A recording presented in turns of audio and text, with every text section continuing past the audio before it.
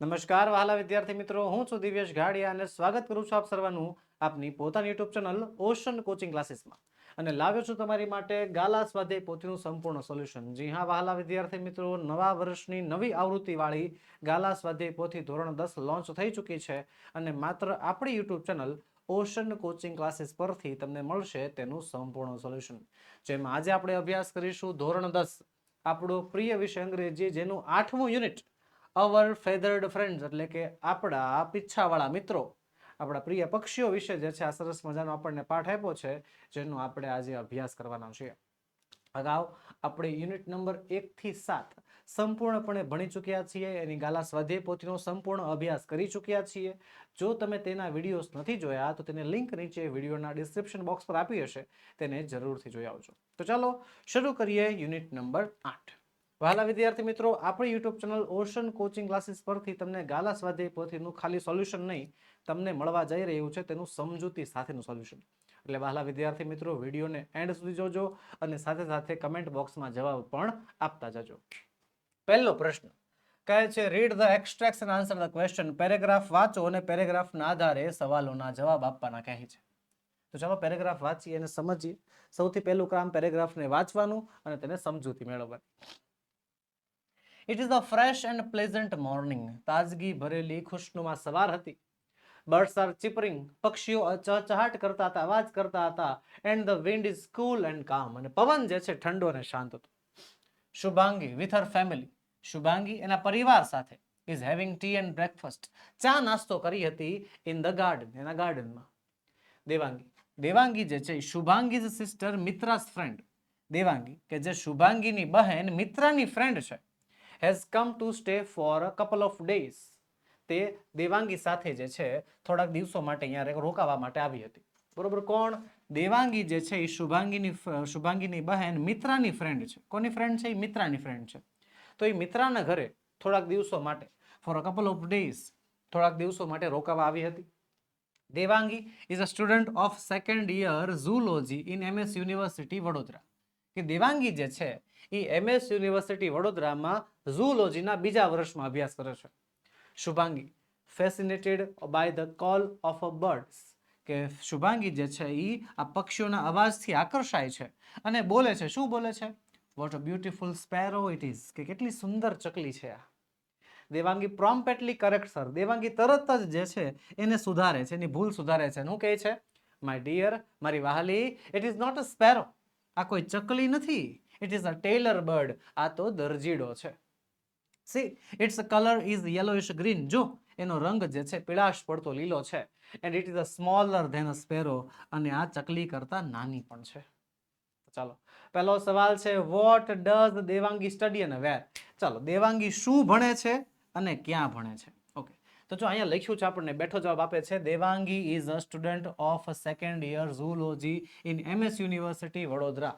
હવે આ બેઠી લાઈન તમે લખી નાખશો તો એની અંદર બંને જવાબ આવી જાય છે કે દેવાંગી જે છે શું ઝૂલોજી ભણે છે અને ક્યાં ભણે છે? MS યુનિવર્સિટી વડોદરામાં.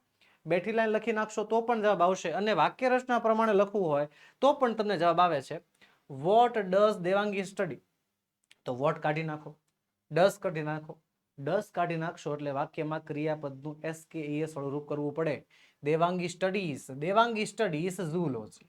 જો છે દેવાંગી સ્ટડીઝ ઝૂલોજી. આ પહેલા સવાલનો જવાબ. અને ક્યાં ભણે છે? તો in the second year in MS university Vadodara. આવી રીતે જે છે તમે વાક્ય રચના પ્રમાણે પણ જવાબ આપી શકો છો અને આમાંથી આપણને જે બેઠો જવાબ આપ્યો છે એ લખી શકો છો. બેમાંથી કોઈ પણ જવાબ તમે લખી શકો છો. ચાલો હવે વધીએ બીજા સવાલ તરફ. બીજો સવાલ કહે છે, what does Devangi tell Shubhangi about the tailor bird. What એટલે કે શું. દેવાંગી ટેલ શુભાંગી. દેવાંગી શુભાંગીને કહે છે અબાઉટ ધ ટેલર બર્ડ, દરજીડા વિશે. કે દેવાંગી શુભાંગીને દરજીડા વિશે શું જણાવે છે? હવે શું જણાવે છે? તો દેવાંગી એને જણાવે છે કે ભાઈ જે આ પક્ષી છે ને એ પક્ષી સ્પેરો નથી, એ ટેલર બર્ડ છે. એનો રંગ જે છે કેવો છે? યલોઇશ ગ્રીન છે અને તે ચકલી કરતા નાનું હોય છે, સ્મોલર ધેન. બરોબર, આ વસ્તુ જણાવે છે. તો લખીશું વોટ કાઢો, ડઝ કાઢો. વોટ કાઢ નાખવાનું, ડઝ કાઢ નાખવાનું. દેવાંગી ટેલ નું થઈ જશે tells. Devangi tells Shubhangi. Devangi tells Shubhangi that the tailor bird is yellowish green, કે જે દરજીડો હોય છે એ પીળાશ પડતો લીલો હોય છે. And in colour and it's smaller than a sparrow, અને ચકલી કરતા કેવો હોય છે? સાઇઝમાં, કદમાં નાનો હોય છે. ત્યારબાદ ત્રીજો સવાલ છે, what does Devangi tell Shubhangi about the tailor bird's colour. ચાલો, વોટ એટલે કે શું, ડઝ દર્શાવે છે વર્તમાન કાળ, દેવાંગી ટેલ શુભાંગી, દેવાંગી શુભાંગીને કહે છે about the tailor bird's colour, tailor બર્ડના રંગ વિશે દેવાંગી શુભાંગીને શું કહે છે? રંગ વિશે શું કહે છે? જો અહીં લખ્યું છે એનો રંગ જે છે યેલોઇશ ગ્રીન હોય છે, બરોબર છે, યેલોઇશ ગ્રીન. ઓકે, તો એવું જણાવે છે. હવે સવાલમાંથી વોટ કાઢવું પડશે, ડઝ કાઢવું પડશે. વોટ ડઝ કાઢી નાખો, ટેલનું શું થઈ જાય? ટેલ્સ થઈ જશે. Devangi tells Shubhangi, Devangi tells Shubhangi that the male tailor bird is yellowish green and the color is female is rust in color. Ready? ચલો, ત્યારબાદ આગળ વધીએ. આગળ આપણને બીજો પેરેગ્રાફ આપ્યો છે. શું કહે છે? શુભાંગી કહે છે why it is so, કેમ એવું? I have observed, મેં નોંધ્યું છે, મેં ધ્યાન આપ્યું છે કે the female in almost all the species is dull in comparison with male. મેં જોયું છે કે લગભગ જેટલી પણ પક્ષીઓની પ્રજાતિ છે એમાં દરેક પ્રજાતિમાં જે પુરુષ છે એ કેવા હોય છે? તો કે એ ચમકતા હોય છે, અને સ્ત્રી જે છે એ ઝાંખી હોય છે, ડલ હોય છે. તો દેવાંગી શું કહે છે? It seems that you have keen interest in birds, કે એવું લાગે છે કે તને પક્ષીઓમાં બહુ જાજો રસ છે. તો શુભાંગી કહે છે ઓ યસ દીદી, હા દીદી. સી, મિત્રા દીદી is always busy with her projects, કે મિત્રા દીદી હંમેશા એના પ્રોજેક્ટ સાથે બિઝી હોય છે. Will you please tell me more about birds, કે શું તમે મને પક્ષીઓ વિશે વધારે જાણકારી આપશો? તો દેવાંગી કહે છે it is my interest and not Mitra's, કે પક્ષીઓ વિશે જાણકારી આપવી એ મારો જ વિષય છે, મારા રસનો વિષય છે, મિત્રાનો નહીં. I will be happy to talk about birds, મને તારી સાથે પક્ષીઓ સાથે વાત કરવામાં મજા આવશે. Mitra, will you please bring a book from my bag titled birds of India by Salim Ali, કે મિત્રા જાને મારા બેગમાંથી જે છે પુસ્તક લઈ આવને. કયું પુસ્તક? બર્ડ્સ ઓફ ઇન્ડિયા, અને એના લેખક કોણ છે? સલીમ અલી. ચાલો, હવે પહેલો સવાલ છે, who has a keen interest in birds, કે પક્ષીઓમાં કોને તીવ્ર રસ છે? હવે જો અહીંયા ધ્યાન, it seems that you have keen interest in birds. Sir આમાં આગળ યુ લખી નાખ્યું છે, યુ લખી નાખાય, રેડી, હુંની જગ્યાએ યુ લખી નાખાય, બેઠો જવાબ મળી જાય છે. બસ એવું, બસ આવીને આવી ભૂલો કરો એટલે જે છે માર્ક્સ કપાય છે. પેરેગ્રાફમાં જુઓ, પેરેગ્રાફમાં કોના વિશે વાત કરી છે? દેવાંગી શુભાંગીને એવું કહે છે કે તને, યુ એટલે કોણ? તને, તને જે છે પક્ષીઓમાં રસ છે. દેવાંગી કહે છે કોને? શુભાંગીને, બરોબર છે. તો હુની જગ્યાએ આવશે કોનું નામ? શુભાંગીનું. Shubhangi has a keen interest in birds. વુ વાળા સવાલ હોય છે સૌથી સહેલા. તમારે વુની જગ્યાએ આ WHO ની જગ્યાએ વાક્યના કર્તા લખી નાખવાના, જવાબના જે મુખ્ય કર્તા હોય એનું નામ લખી નાખો એટલે તમને પૂરેપૂરો માર્ક્સ મળવા પાત્ર છે. હાલો, બીજો સવાલ છે, the female in the all species is, કે જે ફિમેલ છે, જે સ્ત્રી છે, એ બધી પ્રજાતિમાં કેવી હોય છે? કેવી હોય છે? કેવી હોય છે? તો જો ફિમેલ જે છે ને, જો in almost all the species is dull, dull હોય છે. કોની સરખામણીમાં? In the comparison with the male, પુરુષની સરખામણીમાં બધી સ્ત્રીઓ કેવી હોય છે? ઝાંખી હોય છે. તો અધૂરા વાક્યને પૂરું કરીશું, the female in the all the species is dull in comparison with the male, પુરુષની સરખામણીમાં જે સ્ત્રીઓ છે એ ઝાંખી હોય છે. ચલો આગળ વધીશું ત્રીજા પેરેગ્રાફ તરફ. પહેલા વાંચીએ, સમજીએ. દેવાંગી શું કહે છે? લિસન શુભાંગી, સાંભળ શુભાંગી. ધેર આર જંગલ બર્ડ્સ, કે જંગલના પક્ષીઓ હોય, વોટર બર્ડ્સ, પાણીમાં બેસતા પક્ષીઓ હોય, and birds that live near human habitats, અને એવા પણ પક્ષીઓ હોય છે કે જે હ્યુમન હેબિટેટ એટલે કે માનવીય રહેઠાણની આસપાસ રહેતા હોય છે. This tailor bird is a bird of our surrounding, આ જે ટેલર બર્ડ છે, આ જે દરજીડો છે, એ આપણી આસપાસનું પક્ષી છે, માણસોની વસાહતની આસપાસ રહેતું પક્ષી છે. It stitches its nest with green leaves, તે પોતાનો માળો બાંધે છે લીલા પાંદડાથી, and fibre of the trees, અને વૃક્ષોના તનાથી. ધેટ્સ વાય, એટલા માટે જ it is called tailor bird, એટલા માટે જ એને દરજીડો કહેવાય છે. પાંદડા સીવીને માળો બનાવે છે એટલે તો દરજીડો કહેવાય છે ને. તો શુભાંગી કહે છે ધેટ્સ ગ્રેટ, બહુ સરસ. But why do the female and the male have different colours, પણ કેમ એવું કે પુરુષ અને સ્ત્રીને બંનેને અલગ અલગ રંગ કેમ? We have the same colours, આપણે તો સરખા રંગ છે. તો દેવાંગી કહે છે, ઓય ચુલબુલ, અરે સાંભળ, there are two major types of bird, મુખ્ય બે પ્રકારના પક્ષીઓ હોય. બર્ડ્સ ઓફ પ્રે એટલે કે શિકાર કરતા પક્ષીઓ એન્ડ સ્મોલ બર્ડ્સ, નાના પક્ષીઓ. Birds of prey hunt small birds, શિકાર કરતા પક્ષીઓ જે છે એ નાના પક્ષીઓનો શિકાર કરે ફોર ફૂડ, ખોરાક માટે. The female bird should be dull, કે જે સ્ત્રી બર્ડ હોય છે એ ડલ હોવી જોઈએ. To hide itself from hunters, એને હન્ટર્સથી, શિકારીઓથી એને બચાવવાની હોય છે. As it is as suppose to continue generations, કારણ કે એને પોતાની પેઢીઓ આગળ વધારવાની હોય છે ને, એટલા માટે એને કેવી રાખવી પડે? તો કે ડલ રાખવી પડે, ઝાંખી રાખવી પડે. તો શુભાંગી કહે છે, વન્ડરફુલ, અદ્ભુત. What a design of nature, કે કેટલી અદ્ભુત જે છે આ કુદરતની રચના છે. તો આ પેરેગ્રાફના આધારે પહેલો સવાલ.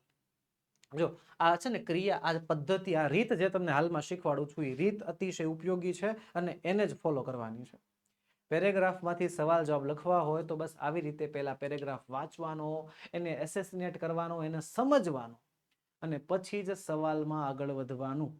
ખોટી ઉતાવળના કારણે ખોટા માર્ક્સ કપાય છે. હા, હું તો એમ કહું છું, આપણી જે પેપર સ્ટાઇલ છે 10મા ધોરણની, એના આધારે બોર્ડમાં 80 માંથી કમસે કમ 75 ઉપર માર્ક્સ તમે આરામથી લાવી શકો છો. 80 માંથી 75 પ્લસ માર્ક્સ તમે આરામથી લાવી શકો છો. પણ આવતા કેમ નથી? લાવી કેમ નથી શકતા? ભૂલ કેમ પડે છે? અડધા માર્ક્સ ક્યાં કપાઈ જાય છે? બસ અહીંયા રીત, ઉતાવળ, ખોટી ઉતાવળ. આરામથી 3 કલાકનું પેપર તમે 2 કલાકમાં લખીને બેસી જાઓ છો, પણ એ ઉતાવળ કયા કામની? શાંતિથી પેરેગ્રાફ વાંચો, સમજો ને પછી આગળ વધો. હવે પહેલો સવાલ શું કહે છે? What are different kinds of birds? Different kinds of bird, અલગ અલગ પ્રકારના પક્ષીઓ. તો અલગ અલગ પ્રકારના પક્ષીઓ કયા કયા? જો અહીંયા રહ્યા, જો jungle birds, water birds, birds that live near human habitats, આ બધા અલગ અલગ પ્રકારના પક્ષીઓ છે. હે, તો બસ એ જ લખીશું ને. વોટ કાઢ નાખવાનું, આર ને ધ પાછળ લઈ જાશું. The different kind of birds, the different kind of birds. જો અડધો સવાલ તો આપણને ક્યાં, અડધો જવાબ તો ક્યાંથી મળી ગયો? સવાલમાંથી. The different kind of birds are, હવે કયા કયા છે લખ નાખવાના. જંગલ બર્ડ્સ, અલ્પવિરામ, water birds and birds that live near human habitats. Simple. હે, પેરેગ્રાફ વાંચ્યું તો એટલે તરત ધ્યાન ગયું કે નહીં? હવે બીજો સવાલ હાલ. How does the tailor bird gets its name? How એટલે કેવી રીતે. ડઝ વર્તમાન કાળ માટે વપરાય છે. ધ ટેલર બર્ડ એટલે કે દરજીડાને ગેટ્સ ઇટ્સ નેમ, એનું નામ મળ્યું. દરજીડાનું નામ કઈ રીતે પડ્યું? તો જો અહીંયા ધ્યાન, દરજીડાનું નામ કઈ રીતે પડ્યું? કે જો it stitches its nest with green leaves and fiber of trees and that's why it is called tailor bird. કે દરજીડો જે છે એનો માળો ગ્રીન લીવ્સ અને ફાઈબર માંથી બનાવે છે અને એટલા માટે એને દરજીડો કહેવાય છે. એક વસ્તુ કહું, આ અંડરલાઈન કરેલા વાક્યમાં આ ઈટની જગ્યાએ હું ખાલી ધ ટેલર બર્ડ લખી નાખું ને એટલે વાત પતી જાય. ધ ટેલર બર્ડ, ઈટની જગ્યાએ ધ ટેલર બર્ડ લખી નાખવાનું અને અહીંયા સુધી જે છે બર્ડ સુધી લખી નાખવાનું બેઠું. કોઈ પ્રકારના ફેરફારની જરૂર જ નથી. અને વાક્ય રચના પ્રમાણે કાયદેસર જે છે તમારે કરવું છે તો પણ વાંધો નથી. હાવ કાઢી નાખો, ડસ કાઢી નાખો. ધ ટેલર બર્ડ ગેટનું ગેટ્સ થઈ જશે. રેડી? વાક્ય શું આવશે? The tailor bird stitches its nest with green leaves and fibre of trees and so it is called a tailor bird. અને તેથી એને ટેલર બર્ડ કહેવાય છે. અહીંયા ટ્રીઝ પછી સો લખી નાખ્યું, so it is called tailor bird. પતી ગયું. લ્યો સવાલ number 3. What do birds of prey do? What એટલે કે શું, ધ બર્ડ્સ ઓફ પ્રે એટલે કે શિકાર કરતા પક્ષીઓ ડુ કરે છે. શિકાર કરતા પક્ષીઓ શું કરે છે? તો અહીંયા બેઠું લખ્યું છે. આમાં જો બતાવું તમને ક્યાં લખ્યું છે. Birds of prey, birds of prey, birds of prey. Okay, birds of prey શિકાર કરતા પક્ષીઓ, હન્ટ સ્મોલ બર્ડ્સ નાના પક્ષીઓનો શિકાર કરે છે ફોર ફૂડ, ખોરાક માટે. બેઠી line, no changes at all. Birds of prey hunt small birds for food. પતી ગયું. લ્યો બરોબર. પેરેગ્રાફનું આવી રીતે જો તમે સમજૂતી મેળવેલી હોય એટલે પછી આ પેરેગ્રાફમાંથી ગમે એનાથી સવાલ કાઢે ને આવડે જ, આપણને જવાબ મળી જ જાય, આરામથી મળી જાય. હાલો, ચોથો સવાલ છે. Why is the female bird dull in colour? Why એટલે કે શા માટે. શા માટે જે ફિમેલ બર્ડ છે એ રંગમાં ઝાંખી હોય છે? શા માટે? Why is the female bird dull in colour?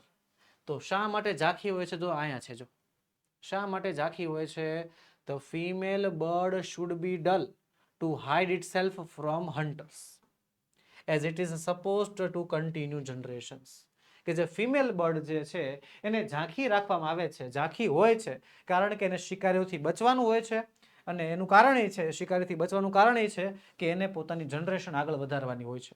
જે માદા હશે, જે સ્ત્રી હશે, એ જ ઈંડા આપશે ને એ જ પોતાની જનરેશન આગળ વધારશે. તો અહીંયા બેઠો જવાબ મળી જાય છે. ધ ફિમેલથી માંડીને જનરેશન સુધીનો તમે બેઠો આન્સર લખી શકો છો. The female bird is dull in color so that it can hide itself from hunters as it is supposed to continue generations. પતી ગયું. ચાલો આગળ વધીએ. ચોથો પેરેગ્રાફ આપણને આપ્યો છે. દેવાંગ કહે છે બર્ડિંગ ઇઝ માય પેશન મિત્ર, કે બર્ડિંગ મારો શોખ છે મિત્ર. લુક શુભાંગી, જો Shubhangi, here is a picture of a tailor bird nest, કે અહીં આપણને દરજીડાના માળાનું એક ચિત્ર આપ્યું છે. તો શુભાંગી કહે છે વાહ ઇટ્સ કુલ, વાહ કેટલું સરસ છે. તો દેવાંગી કહે છે let's talk about another interesting bird, ચાલો આપણે બીજા એક રસપ્રદ પક્ષી વિશે વાત કરીએ. Look this is a Indian grey hornbill, કે જો આ છે ચિત્રોલો. શું છે? ચિત્રોલો, the Indian grey hornbill. This bird is common in the Indian subcontinent. આ જે પક્ષી છે એ ભારતીય ઉપખંડમાં પ્રખ્યાત છે, સામાન્યપણે જોવા મળે છે. ઇટ હેઝ ગ્રે ફીથર્સ, એના પીછા ભૂરા હોય છે. ઓલ ઓવર ધ બોડી, આખા બોડી ઉપર, with light grey and dull belly. આખા પીછા ઉપર જે છે ગ્રે રંગના પીછા હોય છે, અને પેટ જે છે થોડુંક ઝાંખું હોય છે, લાઇટ હોય છે. શુભાંગી કહે છે યપ દીદી, હા દીદી. વેર ડઝ ઇટ લીવ, ક્યાં રહે છે આ? તો દેવાંગી કહે છે its habitat is both in wild as well as urban areas, કે આનું ઘર બંને જગ્યાએ છે, જંગલ વિસ્તારમાં અને ગ્રામ્ય વિસ્તારમાં પણ છે. સ્પેશિયલી લાર્જ ટ્રીઝ, ખાસ કરીને મોટા વૃક્ષોમાં જે છે આનું ઘર છે. ઓકે, તો હાલો પહેલો સવાલ, where is Indian grey hornbill usually found, કે આ ઇન્ડિયન ગ્રે હોર્નબિલ સામાન્ય રીતે ક્યાં જોવા મળે છે? વેર એટલે કે ક્યાં. ધ ઇન્ડિયન ગ્રે હોર્નબિલ પક્ષીનું નામ છે, યુઝ્યુઅલી ફાઉન્ડ સામાન્ય રીતે જોવા મળે છે. તો ક્યાં સામાન્ય રીતે જોવા મળે છે? તો જો અહીંયા ધ્યાન. હા સર, યુઝ્યુઅલી તો કાંઈ છે જ નહીં, પણ જો અહીંયા છે કોમન ઇન ધ ઇન્ડિયન સબકોન્ટિનેન્ટ, ભારતીય ઉપખંડમાં સામાન્ય, ભારતીય ઉપખંડમાં લગભગ બધી જગ્યાએ જોવા મળે છે. ઓકે, તો બસ આપણો મુખ્ય જવાબ છે ઇન ધ ઇન્ડિયન સબકોન્ટિનેન્ટ. આપણો મુખ્ય જવાબ શું થયો? In the Indian સબકોન્ટિનેન્ટ. હે, હવે જવાબ લખવો કઈ રીતે? તો વેર કાઢ નાખવાનું. ઇઝ ને ક્યાં લઈ જવાનું ખબર છે? ધ ઇન્ડિયન ગ્રે હોર્નબિલની પાછળ. ઓકે, હવે લખીશું the Indian grey hornbill. Okay, the Indian grey hornbill, પછી આવશે is usually found in the Indian સબકોન્ટિનેન્ટ. થઈ ગયું. વાક્ય રચના જો આપણી સાચી હોય તો આપણને માર્ક્સ કપાવવાથી ક્યાંયથી જે છે માર્ક્સ આવવાથી જે છે કોઈ રોકી નથી શકતું. બીજો સવાલ હું કહે છે ડિસ્ક્રાઇબ ધ ગ્રે હોર્નબિલ. એ જે ગ્રે હોર્નબિલ છે એનું વર્ણન કરું, તો જો વર્ણન આપણને શું આપ્યું છે? જો અહીંયા ધ્યાન. It has a grey feathers all over the body with light grey and dull belly. આ ઇન્ડિયન ગ્રે હોર્નબિલ નું વર્ણન છે. અહીંયા જે ઈટ છે ને, ઈટ ને કાઢી નાખો, ઈટ ની જગ્યાએ શું આવશે? The Indian grey hornbill. બરોબર છે, ધ ગ્રે હોર્નબિલ. ઈટ ની જગ્યાએ નામ લખી નાખવાનું. લખીશું the grey hornbill has grey feathers all over the body with light grey and dull belly. બરોબર, બેઠો જવાબ મળી જાય છે. બસ ખાલી આપણે જે છે કર્તાનું સ્થાન સર્વનામની જગ્યાએ નામ લખવાનું હતું. કરી નાખ્યું. હાલો આગળ વધીએ. ત્રીજું છે where does the grey hornbill live, કે આ જે ગ્રે હોર્નબિલ છે વેર એટલે કે ક્યાં રહે છે. હવે ક્યાં રહે છે? તો જો અહીંયા ધ્યાન, ક્યાં રહે છે? Its habitat in both in the wild as well as urban areas specially large trees, કે એ બંને જગ્યાએ જંગલ વિસ્તારમાં અને ગ્રામ્ય વિસ્તારમાં બંને જગ્યાએ રહી શકે છે, અને ખાસ કરીને લાર્જ ટ્રીઝ મોટા વૃક્ષોમાં. તો યસ, વેર કાઢી નાખશું, ડઝ કાઢી નાખશું, the Indian grey hornbill live નું થઈ જશે શું? લીવ્સ. કેમ? સવાલમાંથી તમે ડઝ કાઢો એટલે SKES વાળું રૂપ મૂકવું પડે. The grey hornbill leaves, the grey hornbill has leaves in the large trees in both wild as well as urban areas. Simple, પતી ગયું. બસ આવી રીતે જે છે જવાબ આપતો રહેવાનો. ચલો પ્રશ્ન ક્રમાંક 5 પેરેગ્રાફ નંબર 5 કહે છે, શુભાંગી કહે છે its beak is quite strange isn't it, કે આની ચાંચ થોડીક વિચિત્ર છે નહીં? તો દેવાંગ કહે છે યસ ડિયર, હા વાહલી. It's beak or bill has an extra portion like a horn, એની ચાંચમાં જે છે શિંગડા જેવી અલગથી રચના હોય છે. And one more interesting thing, હજી એક રસપ્રદ વાત, is that's why it is called hornbill, કે એટલા જ માટે જે છે એને હોર્નબિલ કહેવાય છે, that it's nest in hollows of tall trees, કે એને ઈ જે છે ઊંચા ઝાડમાં, મોટા ઝાડમાં, બખોલમાં એ પોતાનો માળો બનાવે છે. The female enters the nest, જે સ્ત્રી છે એ માળામાં બેસી જાય છે હોલોમાં, અને seals it by the using mud pellets, અને એ માળાને બહારથી અંદરથી બંધ કરી દે છે. શેનાથી? મડ પેલેટ્સની મદદથી. મડ પેલેટ્સ એટલે થાય માટીની ગોળીઓની મદદથી. સપ્લાઈડ બાય ધ મેલ, માટીની ગોળીઓ કોણે પહોંચાડી હોય? પહેલા પુરુષે પહોંચાડી હોય. The male takes care of the female and its newborn chicks. પુરુષ જે છે એ પોતાની પત્નીનું, ફિમેલનું અને પોતાના નવા જન્મેલા બાળકોનું બહુ ધ્યાન રાખે છે. It supplies foods to the mother and the chicks. માતાને બાળકો સુધી ખોરાક પહોંચાડે છે. શુભાંગ કહે છે વોટ કેરિંગ ડૂડ, કે કેટલું ધ્યાન રાખે છે. તો દેવાંગી શું કહે છે? સચ અ ડિફિકલ્ટ ટાસ્ક, બહુ જ અઘરું કામ હોય છે. To feed a whole family, આખા પરિવારને જમાડવું બહુ અઘરું કામ હોય. ફોર ધ હોલ ડે, આખો દિવસ it has to collect food, એને ખોરાક એકત્ર કરવો પડે છે. For it's a caring behaviour, એના પોતાના આવા કેરિંગ સ્વભાવના કારણે ઇટ ઇઝ કોલ્ડ વહુ ઘેલો ઇન સમ એરિયાસ, એને અમુક વિસ્તારોમાં, આપણા સ્ટેટના અમુક વિસ્તારોમાં એને વહુ ઘેલો કહેવાય છે. મીનિંગ, વહુ ઘેલાનો મતલબ શું થાય? Meaning one who tax extra care of his wife, એવો કે જે પોતાની પત્નીનું થોડુંક વધારે પડતું ધ્યાન રાખતો હોય. તો પહેલો સવાલ, how does hornbill get his name? How એટલે કે કેવી રીતે, ધ હોર્નબિલ, આ ચિત્રોલાને, ગેટ હિઝ નેમ, એનું નામ મળ્યું. ચિત્રોલાને એનું નામ કઈ રીતે મળ્યું? તો જો અહીંયા ધ્યાન, એની ચાંચ છે ને, એ ચાંચમાં શિંગડા જેવી રચના છે. જો it's a beak or bill has an extra portion like a horn, એની ચાંચમાં હોર્ન જેવી, શિંગડા જેવી રચના છે. શિંગડા જેવી ચાંચ, હોર્ન એટલે શિંગડું, બિલ એટલે ચાંચ, એટલે નામ પડ્યું હોર્નબિલ. હે, તો લખીશું the hornbill's beak or bill, the hornbill's beak or bill has an extra portion like a horn. બરોબર, એમાં શિંગડા જેવી રચના છે. And so it is called hornbill, એટલા માટે એને હોર્નબિલ કહેવાય છે. ત્યારબાદ બીજું છે, where does the hornbill build its nest? Where એટલે કે ક્યાં. The hornbill build its nest, hornbill પોતાનો માળો બાંધે છે. ક્યાં બાંધે છે પોતાનો માળો? તો જો અહીંયા તેને પોતાનો માળો ક્યાં બાંધે છે? Tall trees, hollows of tall trees. પોતાનો માળો ક્યાં બાંધે છે? મોટા ઝાડની બખોલમાં. અહીંયા રહ્યો સવાલ, અહીંયા રહ્યો જવાબ. હાલો આપો તો હાલો, આખા વાક્યમાં જવાબ આપી શકશો? અહીંયા સવાલ છે, અહીંયા જવાબ છે. Where does the hornbill build its nest, કે હોર્નબિલ પોતાનો માળો ક્યાં બાંધે છે?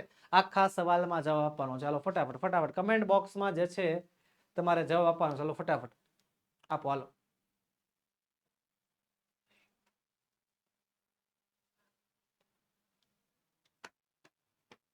ચલો કેમ થશે? આવડશે? વિચાર કરો, આપણા 6 વિષયમાંથી અંગ્રેજી એકમાત્ર એવો વિષય છે જેમાં તમને જવાબ આવી રીતે બેઠા મળે છે. અને એમાંથી બસ ખાલી આપણે આખા વાક્યમાં, સચોટ વાક્યમાં, સારી વાક્ય રચનામાં જે છે આપણે પેપર લખવાનું હોય છે. બોલો બોલો કેમ થશે? આવડી ગયું? ડન. પછી હું મૂંઝાવાનું? હાલો તે તમને સમજાવો. હવે વેર કાઢ નાખવાનું, ડઝ કાઢ નાખવાનું. ધ હોર્નબિલ બિલ્ડ, એનું બિલ્ડ નું થઈ જશે બિલ્ડ. શું થઈ જશે? બિલ્ડ્સ. લખીશું the hornbill builds its nest. પહેલા તો છે ને અડધો સવાલ, અડધો જવાબ આપણને જવાબ સવાલમાંથી જ મળી જાય. આ બિલ્ડ નું બિલ્ડ્સ થઈ જાય. The hornbill builds its nest. ક્યાં? In the hollows of tall trees, મોટા મોટા વૃક્ષોની બખોલમાં માળો બનાવે છે. અડધો જવાબ સવાલમાંથી, બાકીનો જવાબ ચોંટાડી દેવાનો. હાલો બીજું, what does female hornbill do? કે જે ફિમેલ હોર્નબિલ છે એ શું કરે છે? ફિમેલ હોર્નબિલ શું કરે છે? જો અહીંયા ફિમેલ હોર્નબિલ શું કરે છે? તો જો the female hornbill enters the nest, એ નેસ્ટમાં બેસી જાય છે, બખોલમાં બેસી જાય છે. And seals it by using the mud pellets, અને મડ પેલેટ્સ દ્વારા જે છે એ માળાને બંધ કરી દે છે, કે જે એને પુરુષ દ્વારા સપ્લાય કરેલો હોય છે. તો અહીંયા ધ ફિમેલ થી માંડીને મેલ સુધી લખી નાખો ને બેઠો જવાબ, કોઈ પ્રકારની ભૂલ નથી. હા, કોઈ પ્રકારના જે છે ફેરફારની જરૂર છે નહીં. બસ જે ફિમેલ છે ને ફિમેલ પછી તમારે હોર્નબિલ લખવું પડે. ધ ફિમેલ હોર્નબિલ એન્ટર્સ એવું લખવું પડે. એ જ લખ્યું છે. The female hornbill enters the nest hollow and the seals it by the using mud pellets supplied by the male. પતી ગયું. ચોથો સવાલ, what does the male hornbill do? કે જે પુરુષ હોર્નબિલ છે એ શું કરે છે? તો પુરુષ હોર્નબિલ શું કરે છે? તો જો અહીંયા ધ્યાન. The male hornbills, the male takes care of the female and its newborn chicks. It supplied food to the mother and the chicks. અહીંયાથી મળીને અહીંયા સુધીનું બેઠું, બસ અહીંયા ધ્યાન. ધ મેલ લખ્યું છે, ધ મેલ પછી આવશે hornbill. The male hornbill takes care. એવી રીતે લખવું પડશે. લખી નાખીએ. The male hornbill. The male hornbill takes care of the female and its newborn chicks by supplying food to them. અહીંયાથી જે છે એને બાય વડે જે છે સંયોજક વાપરી નાખ્યું. by supplying food to them. એવી રીતે પણ લખી શકો અને બેઠું અહીંયા તમારે મધર એન્ડ ચીક સુધી બેઠું લખવું હોય તો પણ કાંઈ વાંધો નથી. ચાલો આગળ વધીએ. આગળ આપણે છઠ્ઠા પેરેગ્રાફ તરફ જવાનું છે. શુભાંગી કહે છે, when I visited my friends Nazmeen's home in the Polo forest, કે જ્યારે હું મારી ફ્રેન્ડ નાઝમીનના ઘરે ગઈ હતી, પોલો ફોરેસ્ટમાં ગઈ હતી. I saw many nests of weaver bird, કે મેં વીવર બર્ડના ઘણા બધા માળા જોયા હતા. On the babul tree, babul trees ઉપર. વીવર બર્ડ એટલે થાય છે શું? સુગરી. મેં સુગરીના બહુ બધા માળા જોયા હતા બાવળના ઝાડ ઉપર. સો બ્યુટીફુલ, બહુ જ સુંદર હતા. How do they build there nest, તેઓ પોતાનો માળો બાંધે છે કઈ રીતે? તો દેવાંગ કહે છે, લુક એટ ધીસ પિક્ચર. આ ચિત્ર સામું જો. ઇન ધ બુકમાં જે ચિત્ર આપ્યું છે જો. It is a weaver bird. આ છે weaver bird. The bird is known as the sugri in Gujarati. આ પક્ષીને ગુજરાતીમાં સુગ્રીના નામે ઓળખાય છે. એનું મીનિંગ થાય છે one who builds a beautiful house, કે જે એક સુંદર ઘર બનાવતું હોય. Almighty, Bhagwan has gifted us different skills. ભગવાને આપણને અલગ અલગ ક્ષમતાઓ આપી છે, અલગ અલગ તાકાતો આપી છે. And the weaver bird is gifted with the skills of weaving its nets. અને વીવર બર્ડ પાસે કળા હોય છે શું? એનો માળો વણવાની. વીવર બર્ડ્સ પ્રિફર્સ, વીવર બર્ડ પસંદ કરે છે શું? લોંગ થ્રેડ લાઈક ગ્રાસ, લાંબા દોરા જેવું ઘાસ પસંદ કરે છે, લીવ્સ પસંદ કરે છે ટુ બિલ્ડ ધેર નેસ્ટ, પોતાનો માળો બાંધવા માટે. પહેલો સવાલ, what did Shubhangi C in the Polo forest. ચાલો સવાલ સમજો. વોટ એટલે શું? ડીડ દર્શાવે છે ભૂતકાળ. અત્યાર સુધી ઘણી વાર ડઝ આવ્યું હતું. એ ડઝ વર્તમાન કાળ દર્શાવતું, એસ કે ઈએસ વાળું રૂપ દર્શાવતું. અહીંયા ડીડ આવ્યું છે. ડીડ શું દર્શાવે છે? ભૂતકાળ દર્શાવે છે. આપણે V2 કરવું પડશે. What did Shubhangi C, Shubhangi શું જોવે છે? સી નું ભૂતકાળ કરવું પડશે. ઇન ધ પોલો ફોરેસ્ટ, પોલો ફોરેસ્ટમાં શુભાંગી શું જોવે છે?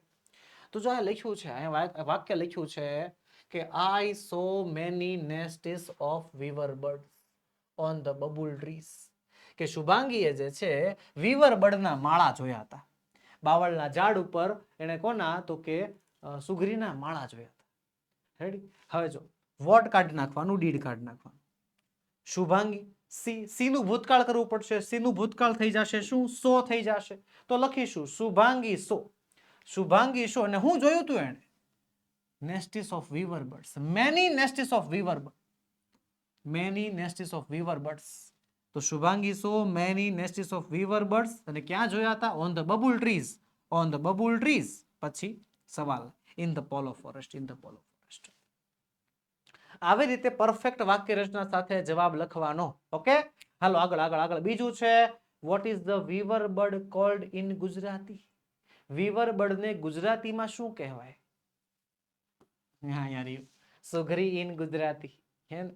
જવાબ મળી ગયો છે. સવાલ અહીંયા છે, જવાબ મળી ગયો છે. વોટ કાઢ નાખો. ઇઝ ને ક્યાં લઈ જાઓ? પાછળ. ધ વીવર બર્ડ, આ ઇઝ અહીંયા આવી જશે. The weaver bird is called, the weaver bird is called sugri in Gujarati. Weaver bird ને ગુજરાતીમાં સુગરીના નામે ઓળખાય છે. પતી ગયું. સવાલ number 3, which skill is weaver bird gifted with. Which skill એટલે કે કઈ આવડત ઇઝ ધ વીવર બર્ડ, આ સુગરીને ભેટમાં મળેલી છે. બરોબર, ભગવાને આપણને બધાને અલગ અલગ ક્ષમતાઓ આપી છે. તો એવી રીતે વીવર બર્ડને કઈ ગિફ્ટ મળેલી છે? તો જો અહીંયા ધ્યાન. weaver bird is gifted with the skill of weaving its nest. A sir આ તો બેઠો જવાબ મળી ગયો છે, તો શું કામ મૂંઝાઓ છો? લખી નાખો ને. The weaver bird is gifted with the skill of weaving its nest. કે weaver bird પાસે પોતાનો માળો બાંધવાની કળા છે, જે ભગવાને એને આપેલી છે. સિમ્પલ. આગળ વધીએ. ચોથો સવાલ. What does the weaver bird use to weave its nest? What એટલે કે શું? The weaver bird use કે આ જે weaver bird છે યુઝ કરે છે to weave its nest પોતાનો માળો બાંધવા માટે. weaver bird એટલે કે સુગરી પોતાનો માળો બાંધવા માટે શું પસંદ કરે છે, શું ઉપયોગમાં લે છે? તો જ્યાં છેલ્લે લખ્યું જ છે ને, weaver bird prefers long thread like grass to build their nest. long thread like grass, લાંબા દોરા જેવું ઘાસ. ખરેખર મુખ્ય જવાબ કેટલો છે ખબર છે? જો અહીંયા રહ્યો, long thread like grass. બરોબર છે, grass leaves. આ આપણો મુખ્ય જવાબ છે. હવે સવાલમાંથી વોટ કાઢ નાખશું, ડઝ કાઢ નાખશું. ધ વીવર બર્ડ યુઝ નું શું થઈ જશે? એસ કેસ વાળું રૂપ uses. The weaver bird uses, the weaver bird uses long thread like glass leaves, long thread like grass leaves to build its nests, પોતાનો માળો બાંધવા માટે. સર અહીંયા તો ટુ બિલ્ડ લખ્યું છે, સવાલમાં ટુ વીવ લખ્યું છે, તો આવું કાંઈ વાંધો નહીં, તમે ટુ વીવ લખ નાખો, ચાલે. બરોબર, માળો બનાવવાની જ વાત છે ને, માળો વણવાની વાત છે, બે એક જ વસ્તુ છે ને. ચાલો આગળ વધીએ, આગળ વધીએ. Paragraph number 7. શુભાંગી કહે છે, દીદી who builds a nest? કે દીદી માળો બાંધે કોણ? The male bird or female bird, પુરુષ કે સ્ત્રી? હવે દેવાંગી કેવું કહે છે સીધી વાત કે the male weaver bird builds nest, જે પુરુષ છે એ માળો બાંધે છે. It takes nearly 18 days to complete the nest, કે લગભગ 18 દિવસ થાય છે માળો પૂરો કરવા. When the nest is half completed, જ્યારે માળો અડધો બની જાય છે, the male invites female for pairing, કે જે પુરુષ છે એ સ્ત્રીને બોલાવે છે શેના માટે? પેરિંગ માટે, જોડી માટે. by its song, પોતાનું ગીત દ્વારા. if she accepts the nest, કે જો એ માળો એક્સેપ્ટ કરે, both of them finish the nest, તો બંને મળીને એ માળો પૂર્ણ કરે છે. અને if she doesn't, અને જો એવું ન થાય, the nest is abandoned, તો એ માળો અધૂરો રહી જાય છે. તો શુભાંગી કહે છે, then it must be very difficult for the male to build more than one nest. એક કરતા વધારે માળા બનાવવા તો પુરુષ માટે બહુ અઘરા થઈ જતા હશે. દેવાંગી કહે છે, yes, absolutely right. હા, 100% સાચું. a male often makes many nests during the nesting season. એક પુરુષ નેસ્ટિંગ સીઝન વખતે, માળા બનાવવાની સીઝન વખતે ઘણા બધા માળા બનાવે છે. તો ચાલો પહેલો સવાલ છે, who builds the weaver bird's nest? કે વીવર બર્ડનો માળો કોણ બનાવે છે? વીવર બર્ડનો માળો તો ખુદ વીવર બર્ડ જ બનાવે, સુગરીનો માળો સુગરી જ બનાવે, પણ પુરુષ સુગરી બનાવે કે સ્ત્રી સુગરી, માદા કે નર? તો જો અહીંયા લખ્યું છે સૌથી પહેલું, મેલ વીવર બર્ડ બિલ્ડ નેસ્ટ, કે જે પુરુષ છે એ માળો બનાવે છે. વૂની જગ્યાએ શું આવશે? મેલ વીવર બર્ડ. શું આવશે? મેલ વીવર બર્ડ. કાઢી નાખો, લખી નાખો, મેલ weaver bird builds its nest, પોતાનો માળો બનાવે છે. હાલો બીજું છે, how long does it take two complete the nest? How long એટલે કે કેટલો સમય લાગે છે. How long does it take, કેટલો સમય લાગે છે ટુ કમ્પ્લીટ ધ નેસ્ટ, માળો બાંધવામાં. માળો બાંધવામાં કેટલો સમય લાગે છે? તો અહીંયા રહ્યા 18 days, 18 દિવસ. તો હવે કરવાનું શું? સવાલમાંથી હાઉ લોંગ કાઢ નાખો, ડઝ કાઢ નાખો. ઇટ ટેક, ટેક નું શું થઈ જશે? ટેક્સ. ડઝ જે છે એસકેએસ વાળું રૂપ જે છે, એસકેએસ વાળા રૂપની જગ્યાએ આપણે ટેક્સ કરવું પડશે. ડઝ નીકળી જાય. જો યાદ રાખો, સવાલમાં જો ડુ હોય ને એટલે જવાબમાં ક્રિયાપદનું મૂળ રૂપ. સવાલમાં જો ડીડ હોય, ડીડ એટલે જવાબમાં છે ને V2 એટલે કે ભૂતકાળનું રૂપ. અને સવાલમાં જો ડઝ હોય, ડઝ એટલે જવાબમાં V5 એસકેએસ વાળું રૂપ આવે ને આવે જ. આ રૂલ છે. સવાલમાં ડુ, જવાબમાં V1. સવાલમાં ડીડ, જવાબમાં ભૂતકાળનું રૂપ. અને સવાલમાં ડઝ, જવાબોમાં એસકેઈએસ વાળું રૂપ. યાદ રહેશે? ડન. ચાલો વધીએ આગળ. How long does it take, કેટલો સમય લાગે? હાલો હાઉ લોંગ કાઢો, ડઝ કાઢો, શરૂ કરો ઈટ થી. ઈટ, તો ઈટ ટેક્સ થઈ ગયું. જો ટેક્સ થઈ ગયું ને, it takes nearly 18 days to complete the nest. માળો પૂરો કરવામાં લગભગ 18 દિવસનો સમય લાગે છે. હાલો ત્રીજું, what does male do when the nest is half completed. What does male do? પુરુષ શું કરે છે જ્યારે માળો અડધો પૂરો થઈ જાય? હવે એક વસ્તુ યાદ રાખજો, જ્યારે છે ને જ્યારે વેન વાળા સવાલ આવે ને અડધેથી, એ લાઈન બેઠી મારી દેવાના આગળ. જ્યારે જ્યારે અહીંયા આવી રીતે અડધો સવાલ વેન થી હોય ને એટલે અડધી લાઈન આખળ બેઠી મારી દેવાની. શરૂઆત ત્યાંથી કરવાની. અને અહીંયા આપણને બેઠો જવાબ મળી જાય છે, when the nest is half completed. The male invites the female for pairing bites a song. પોતાના ગીતથી પુરુષ સ્ત્રીને પોતાની તરફ આકર્ષે છે.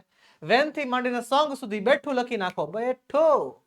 when the nest is half completed, the male invites female for pairing by its song. થઈ ગયું, done. બેઠું મળી જાય છે. પેરેગ્રાફ વાંચવાનું આ મહત્વ છે. જો પેરેગ્રાફ વાંચશો તો તમને ઘણા બેઠા જવાબ આવી રીતે મળી જશે. ખોટી ઉતાવળ કરશો તો હેરાન થશો, માર્ક્સ કપાશે. ઓકે, ચોથો સવાલ. What happens if the female weaver bird does not accept the nest? ચાલો, what happen એટલે કે શું થાય છે. if the female weaver bird, જો આ જે સ્ત્રી છે એ એક્સેપ્ટ નથી કરતી, does not accept the nest, જો આ એક્સેપ્ટ નથી કરતી તો શું થાય છે? તો જો અહીં લખ્યું છે she doesn't. if she doesn't, the nest is abandoned. બરોબર. હવે આપણો મુખ્ય જવાબ કેટલો છે ખબર છે? the nest is abandoned. માળો અધૂરો રહી જાય છે. આ આપણો મુખ્ય જવાબ છે. હવે સવાલમાંથી અહીંયાથી, if the female weaver bird does not accept the nest, કે જો આ જે માદા છે એ માળો એક્સેપ્ટ ન કરે, if the female weaver bird does not accept the nest, અલ્પવિરામ, the nest is abandoned. the nest is abandoned. પતી ગયું, સિમ્પલ. ચાલો હવે આગળનો પેરેગ્રાફ જોઈએ. 8મો પેરેગ્રાફ કહે છે દિવાંગી કહે છે, Shubhangi, the birds are not only our friends, કે આ પક્ષીઓ ખાલી આપણા મિત્ર નથી, but they also help us in many ways, પણ આપણી ઘણી રીતે મદદ કરે છે. you know the vulture? શું તું ગીધને ઓળખે છે? generally people do not like vultures. સામાન્ય લોકોને ગીધ નથી ગમતા. as they eat carcasses or dead animals, કારણ કે તેઓ જે છે સડેલા અને મરેલા પ્રાણીઓ ખાય છે. but they are called scavengers, પણ તેમને સફાઈ કામદાર કહેવામાં આવે છે. as they clean our surrounding, કારણ કે તે આપણી આસપાસનું વાતાવરણ સાફ કરે છે. by eating the rotten dead bodies, આવી સડેલી ડેડ બોડીઝ ને ખાઈને. તો શુભાંગ કહે છે યસ, હા. the curve of the beaks are sharp, એની જે ચાંચનો વળાંક છે એ બહુ તીક્ષ્ણ છે. દીદી, I have not seen any vulture soaring in the sky for last so many months. છેલ્લા કેટલાય મહિનાઓથી મેં આકાશમાં હમણાં ગીધ નથી જોઈ. what is the reason? કારણ શું? તો દેવાંગી શું કહે છે? at present, હાલમાં, people use medicine to cure sick cattle. લોકો પોતાના વાછરડાઓને, પોતાના જે છે પ્રાણીઓને સારા કરવા માટે શું વાપરે છે? દવા વાપરે છે, મેડિસિન વાપરે છે. when the cattle dies, અને જ્યારે આવા પ્રાણી મરી જાય છે, vulture eats its body, ગીધ એના બોડીને ખાય છે. ડેક્લોફેન્સ. હવે ડેક્લોફેન્સ જે છે દવાનું નામ છે. ઇટ ઇઝ વેરી હાર્મફુલ, બહુ જ નુકસાનકારક હોય છે ફોર ધ વલ્ચર, ગીધ માટે બહુ નુકસાનકારક હોય છે. અને આફ્ટર ઇટિંગ સચ અ ફ્લેશ, આવું માંસ ખાધા પછી, it slowly dies within a month, within a few days, થોડાક દિવસોમાં આ જે ગીધ છે એ મૃત્યુ પામે છે. nearly 97% of the vulture population is lost. લગભગ 97% જેટલી ગીધની વસ્તી જે છે એ મૃત્યુ પામી છે. ઓકે, તો ચાલો પહેલો સવાલ. people do not like vultures because, લોકોને ગીધ પસંદ નથી, કારણ કે. તો આપો કારણ, લોકોને ગીધ શા માટે પસંદ નથી? હાલો તમને આપું. તો હાલો આ ટાસ્ક તમારો. હાલો પહેલો જ સવાલ તમારે ધબડકો આપવાનો છે, અધૂરું વાક્ય પૂર્ણ કરવાનું છે. people do not like vultures because, લોકોને ગીધ પસંદ નથી, કારણ આપો. હાલો ફટાફટ કારણ આપો. શું આવશે કારણ? ગીધ નથી ગમતા. કેમ? ગીધ પાળા એવા પ્રાણી, પાળા એવા પક્ષીઓ નથી હોતા, પાલતુ પક્ષી પણ નથી હોતા. પણ કોને ખબર શું કામ નહીં ગમતા હોય? કઈક તો કારણ હશે ને. ન ગમવાનું કારણ. મેળો જવાબ. ચાલો તો તમારા જવાબ ચકાસીએ શું જવાબ આવે છે. જો અહીંયા લખ્યું છે, generally people do not like vultures as, આ as જે છે ને આ શું છે ખબર છે? આ because નું ટૂંકું રૂપ છે. એ because નું ટૂંકું રૂપ એટલે આ as લખ્યું છે. As they eat caresses or dead animals. કારણ કે ગીધ જે છે સડેલા અને મરેલા પ્રાણીઓને ખાય છે. તો લખી નાખશું. People do not like vultures because they eat caresses or dead animals. Perfect. આગળ બીજું છે.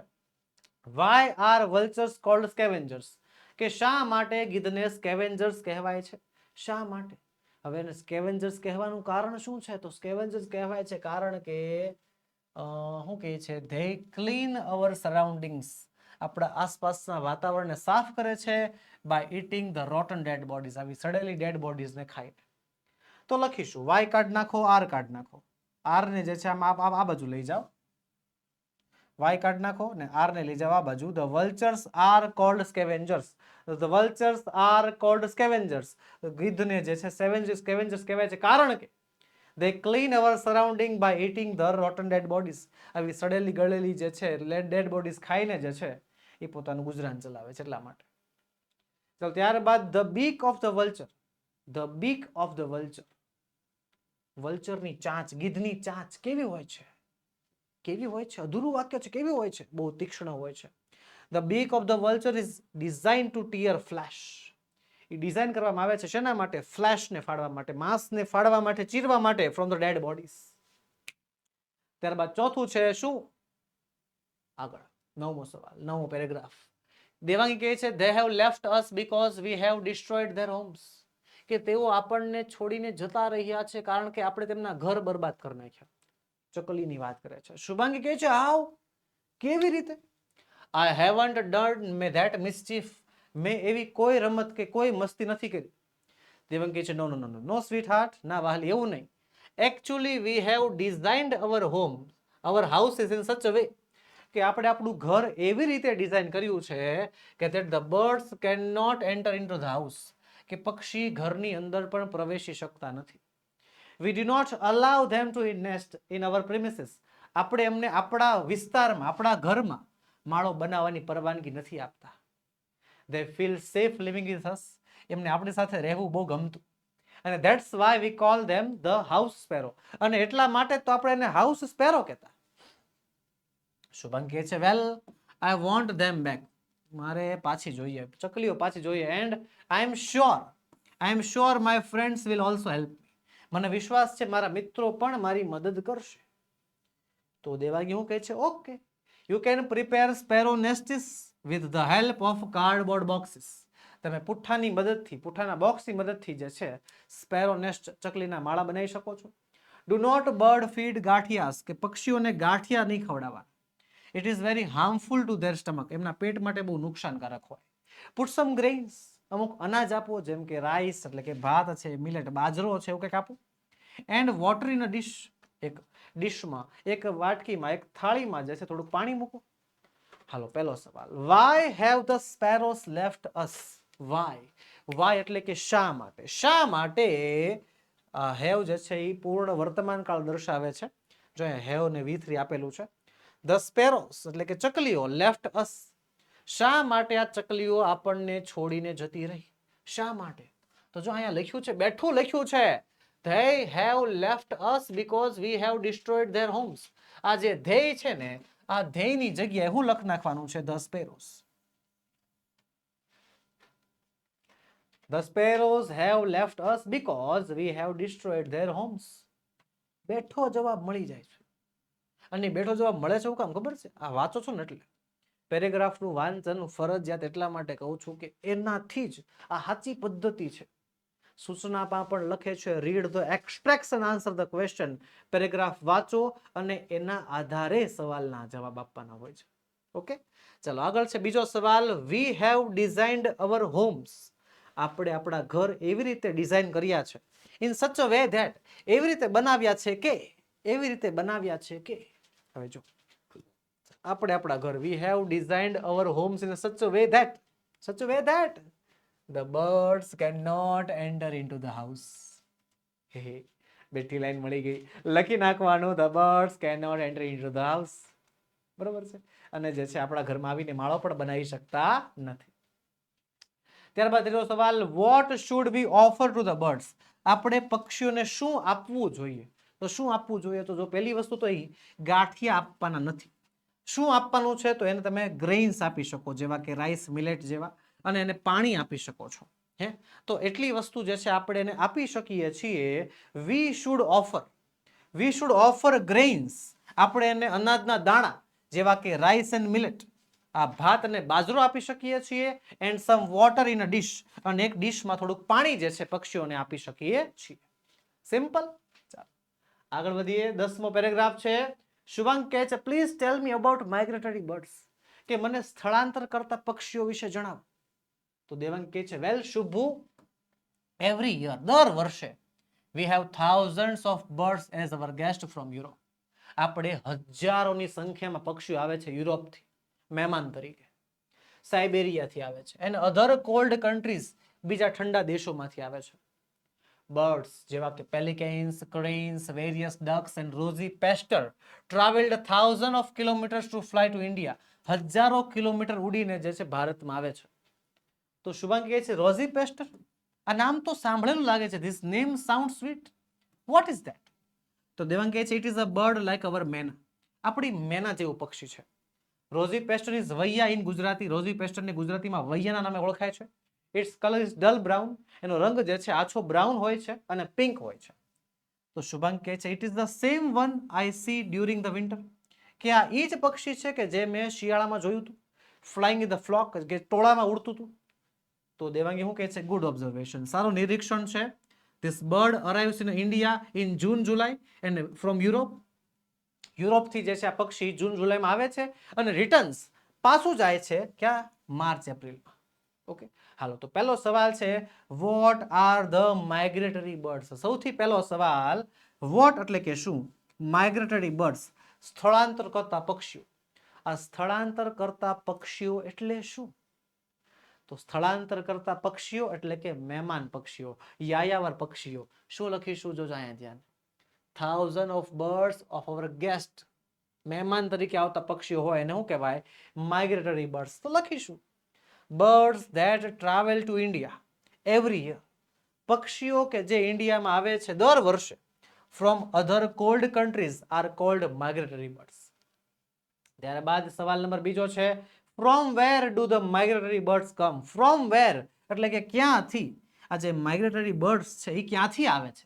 તો ક્યાંથી આવે છે? એક મિનિટ, ક્યાંથી આવે છે? જો તો આ come from Europe, Siberia and other cold countries. અહીંયાથી આવે છે, યુરોપથી, સાઇબેરિયાથી, અલગ અધર કોલ્ડ કન્ટ્રીઝમાંથી. તો ફ્રોમ વેર કાઢ નાખો, ધ માઇગ્રેટરી બર્ડ્સ કમ. આ ડુ કાઢ નાખો, હાલો. બરોબર, ડુ એટલે ક્રિયાપદનું મૂળ રૂપ જ હોવાનું છે, કમનું કમ જ રહેશે. The migratory birds come from. The migratory birds come from. The migratory birds come from Europe, Siberia and other cold countries. આગળ છે ત્રીજું, name some migratory birds that come to India. કે અમુક સ્થળાંતર કરતા પક્ષીઓના નામ લખો કે જે ભારતમાંથી આવતા હોય.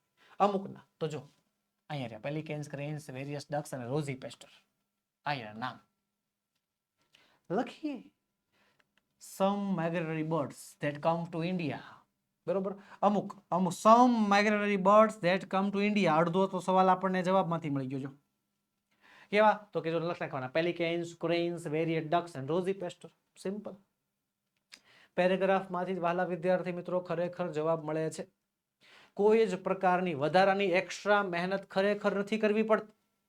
ચાલો આગળ વધીએ. ચોથું છે, when does the rosy pasture arrive in India અને when does it return. હવે પહેલી વાત તો એક સાથે બે સવાલ પૂછ્યા છે, બરોબર, પણ એક સાથે પહેલા સવાલમાં ધ્યાન દેવાનું, when does કે ક્યારે રોઝી પેસ્ટર ઇન્ડિયામાં આવે છે, અરાઈવ આવે છે. તો આવે છે ક્યારે? જુઓ તો આવે છે ક્યારે? ઇન ઇન્ડિયા જૂન જુલાઈમાં આવે છે. અને રિટર્ન ક્યારે થાય છે? તો રિટર્ન ક્યારે થાય છે? માર્ચ એપ્રિલમાં રિટર્ન થાય છે. તો પહેલા સવાલની પહેલી વારી, બીજા સવાલની બીજી વારી. તો પહેલા શું આવશે? The rosy pastor arrives. The rosy pastor arrives in India in June July from Europe. યુરોપમાંથી જૂન જુલાઈમાં આવે છે. And returns in March April. અને માર્ચ એપ્રિલમાં તે પાછા વયા જાય છે. આગળ વધીએ. 11મો પેરેગ્રાફ. શુભાંગી કહે છે, how do they travel without any map. કે તેઓ કોઈ પણ પ્રકારના નકશા વગર કઈ રીતે ટ્રાવેલ કરે છે? તો દેવાંગ કહે છે they take help of the sun, તેઓ સૂર્યની મદદ લે છે to find their way, એમનો રસ્તો શોધવા માટે. while they come, જ્યારે તેઓ આવતા હોય છે, they travel in the early morning, તેઓ વહેલી સવારમાં આવતા હોય છે. અને ડ્યુરિંગ રિટર્ન માઇગ્રેશન, જ્યારે જતા હોય છે ત્યારે તેઓ સાંજના સમયમાં જતા હોય છે. આવે ત્યારે સવારમાં આવે, જાય ત્યારે સાંજે જાય. શુભાંગી શું કહે છે, do they all use the same pattern for migration, કે શું તેઓ આ સ્થળાંતર કરવા માટે બધાય એક સરખો જ રસ્તો અપનાવે? હે તો દેવાંગ કહે છે ઓફકોર્સ નોટ, બિલકુલ નહીં. Migratory birds flying in the different pattern, અલગ અલગ પેટર્નમાં ઉડતા હોય. બર્ડ્સ જેવા કે ક્રેન્સ છે, ડક્સ છે અને ગીઝ છે, હંસ છે, flying in a formation of V shape, એ વી આકારમાં ઉડતા હોય. પછી સર્ટેન ડક્સ, અમુક બતકો, વોબલ્સ અને ફ્લાય કેચેસ છે, એ ગ્રુપ્સમાં, ટોળામાં ઉડતા હોય છે. તો પહેલો સવાલ, how do the migratory birds travel without any map? How, કેવી રીતે જે આ માઇગ્રેટરી પક્ષીઓ છે એ કોઈ પણ પ્રકારના નકશા વગર ઉડતા હોય છે? કેવી રીતે? તો કેવી રીતે ઉડતા હોય છે? તો ભાઈ આવે ત્યારે સવારમાં, જાય ત્યારે સાંજે. Yes, the migratory birds tech help of the sun, તેઓ સૂર્યની મદદ લે છે ટુ ફાઇન્ડ ધેર વે, પોતાનો રસ્તો શોધવા માટે. પછી બીજું છે, in which pattern do the cranes and geese fly? આ ક્રેન અને ગીઝ જે છે કયા પેટર્નમાં ઉડે છે? તો જો અહીંયા ધ્યાન, cranes geese fly in formation of V shape. આ વી શેપ ફોર્મેશનમાં, વી પેટર્નમાં ઉડતા હોય છે. તો ચાલો વિચ કાઢ નાખવાનું છે, પછી લખીશું ક્રેન્સ અને ગીઝને આગળ લઈ આવવાના. The cranes and geese fly in a V shape formation, તેઓ વી શેપ પેટર્નમાં અથવા તો વી શેપ ફોર્મેશનમાં ઉડતા હોય છે. ત્યારબાદ સવાલ number 3, which birds travel in groups, કે કયા પક્ષીઓ ટોળામાં ઉડતા હોય છે? હવે કયા પક્ષીઓ? તો જો અહીંયા ધ્યાન, certain ducks, warbles and flycatchers travel in groups. બેઠી લાઈન, બેઠી લાઈન, કોઈ પ્રકારના ફેરફારની જરૂર જ નથી. certain ducks, warbles and flycatchers travel in groups. ચલો 12મો પેરેગ્રાફ છે, oh God how can I remember all this details, કે આ બધી ડિટેલ યાદ કઈ રીતે રાખવી? દેવાંગી કહે છે ધેટ્સ ઇઝી, બહુ સહેલું. Remember the 3 steps while birding, birding કરતી વખતે જે છે આ બધા સ્ટેપ્સ યાદ રાખવાના. પહેલું, see the colour of the bird, એનો રંગ જોવાનો. બીજું, ઓબ્ઝર્વ ઇટ સાઇઝ, એની સાઇઝ જોવાની. ત્રીજું, notice the shape and length of the bill and tail, એનો આકાર જોવાનો, એની લંબાઈ જોવાની, હે ની, એની પૂંછડીની, એની ચાંચની. પછી પ્લેસ ઓફ સાઇટ, કે ક્યાં બેસે છે. Place of sight like perched, on a tree, a wire, in a water body, open ground, grassland or sky, ક્યાં બેસે છે જોઈ લેવાનું. apart from these tips, આ બધી માહિતીના આધારે you can give your close friend's name to that birds whose nature and any characteristics matches with the friend. હવે આ બધી માહિતીના આધારે તમારા નજીકના મિત્રનું, તમારા બેસ્ટ ફ્રેન્ડનું તમે નામ પાડી શકો છો કે જેના લક્ષણ આ પક્ષી જેવા હોય.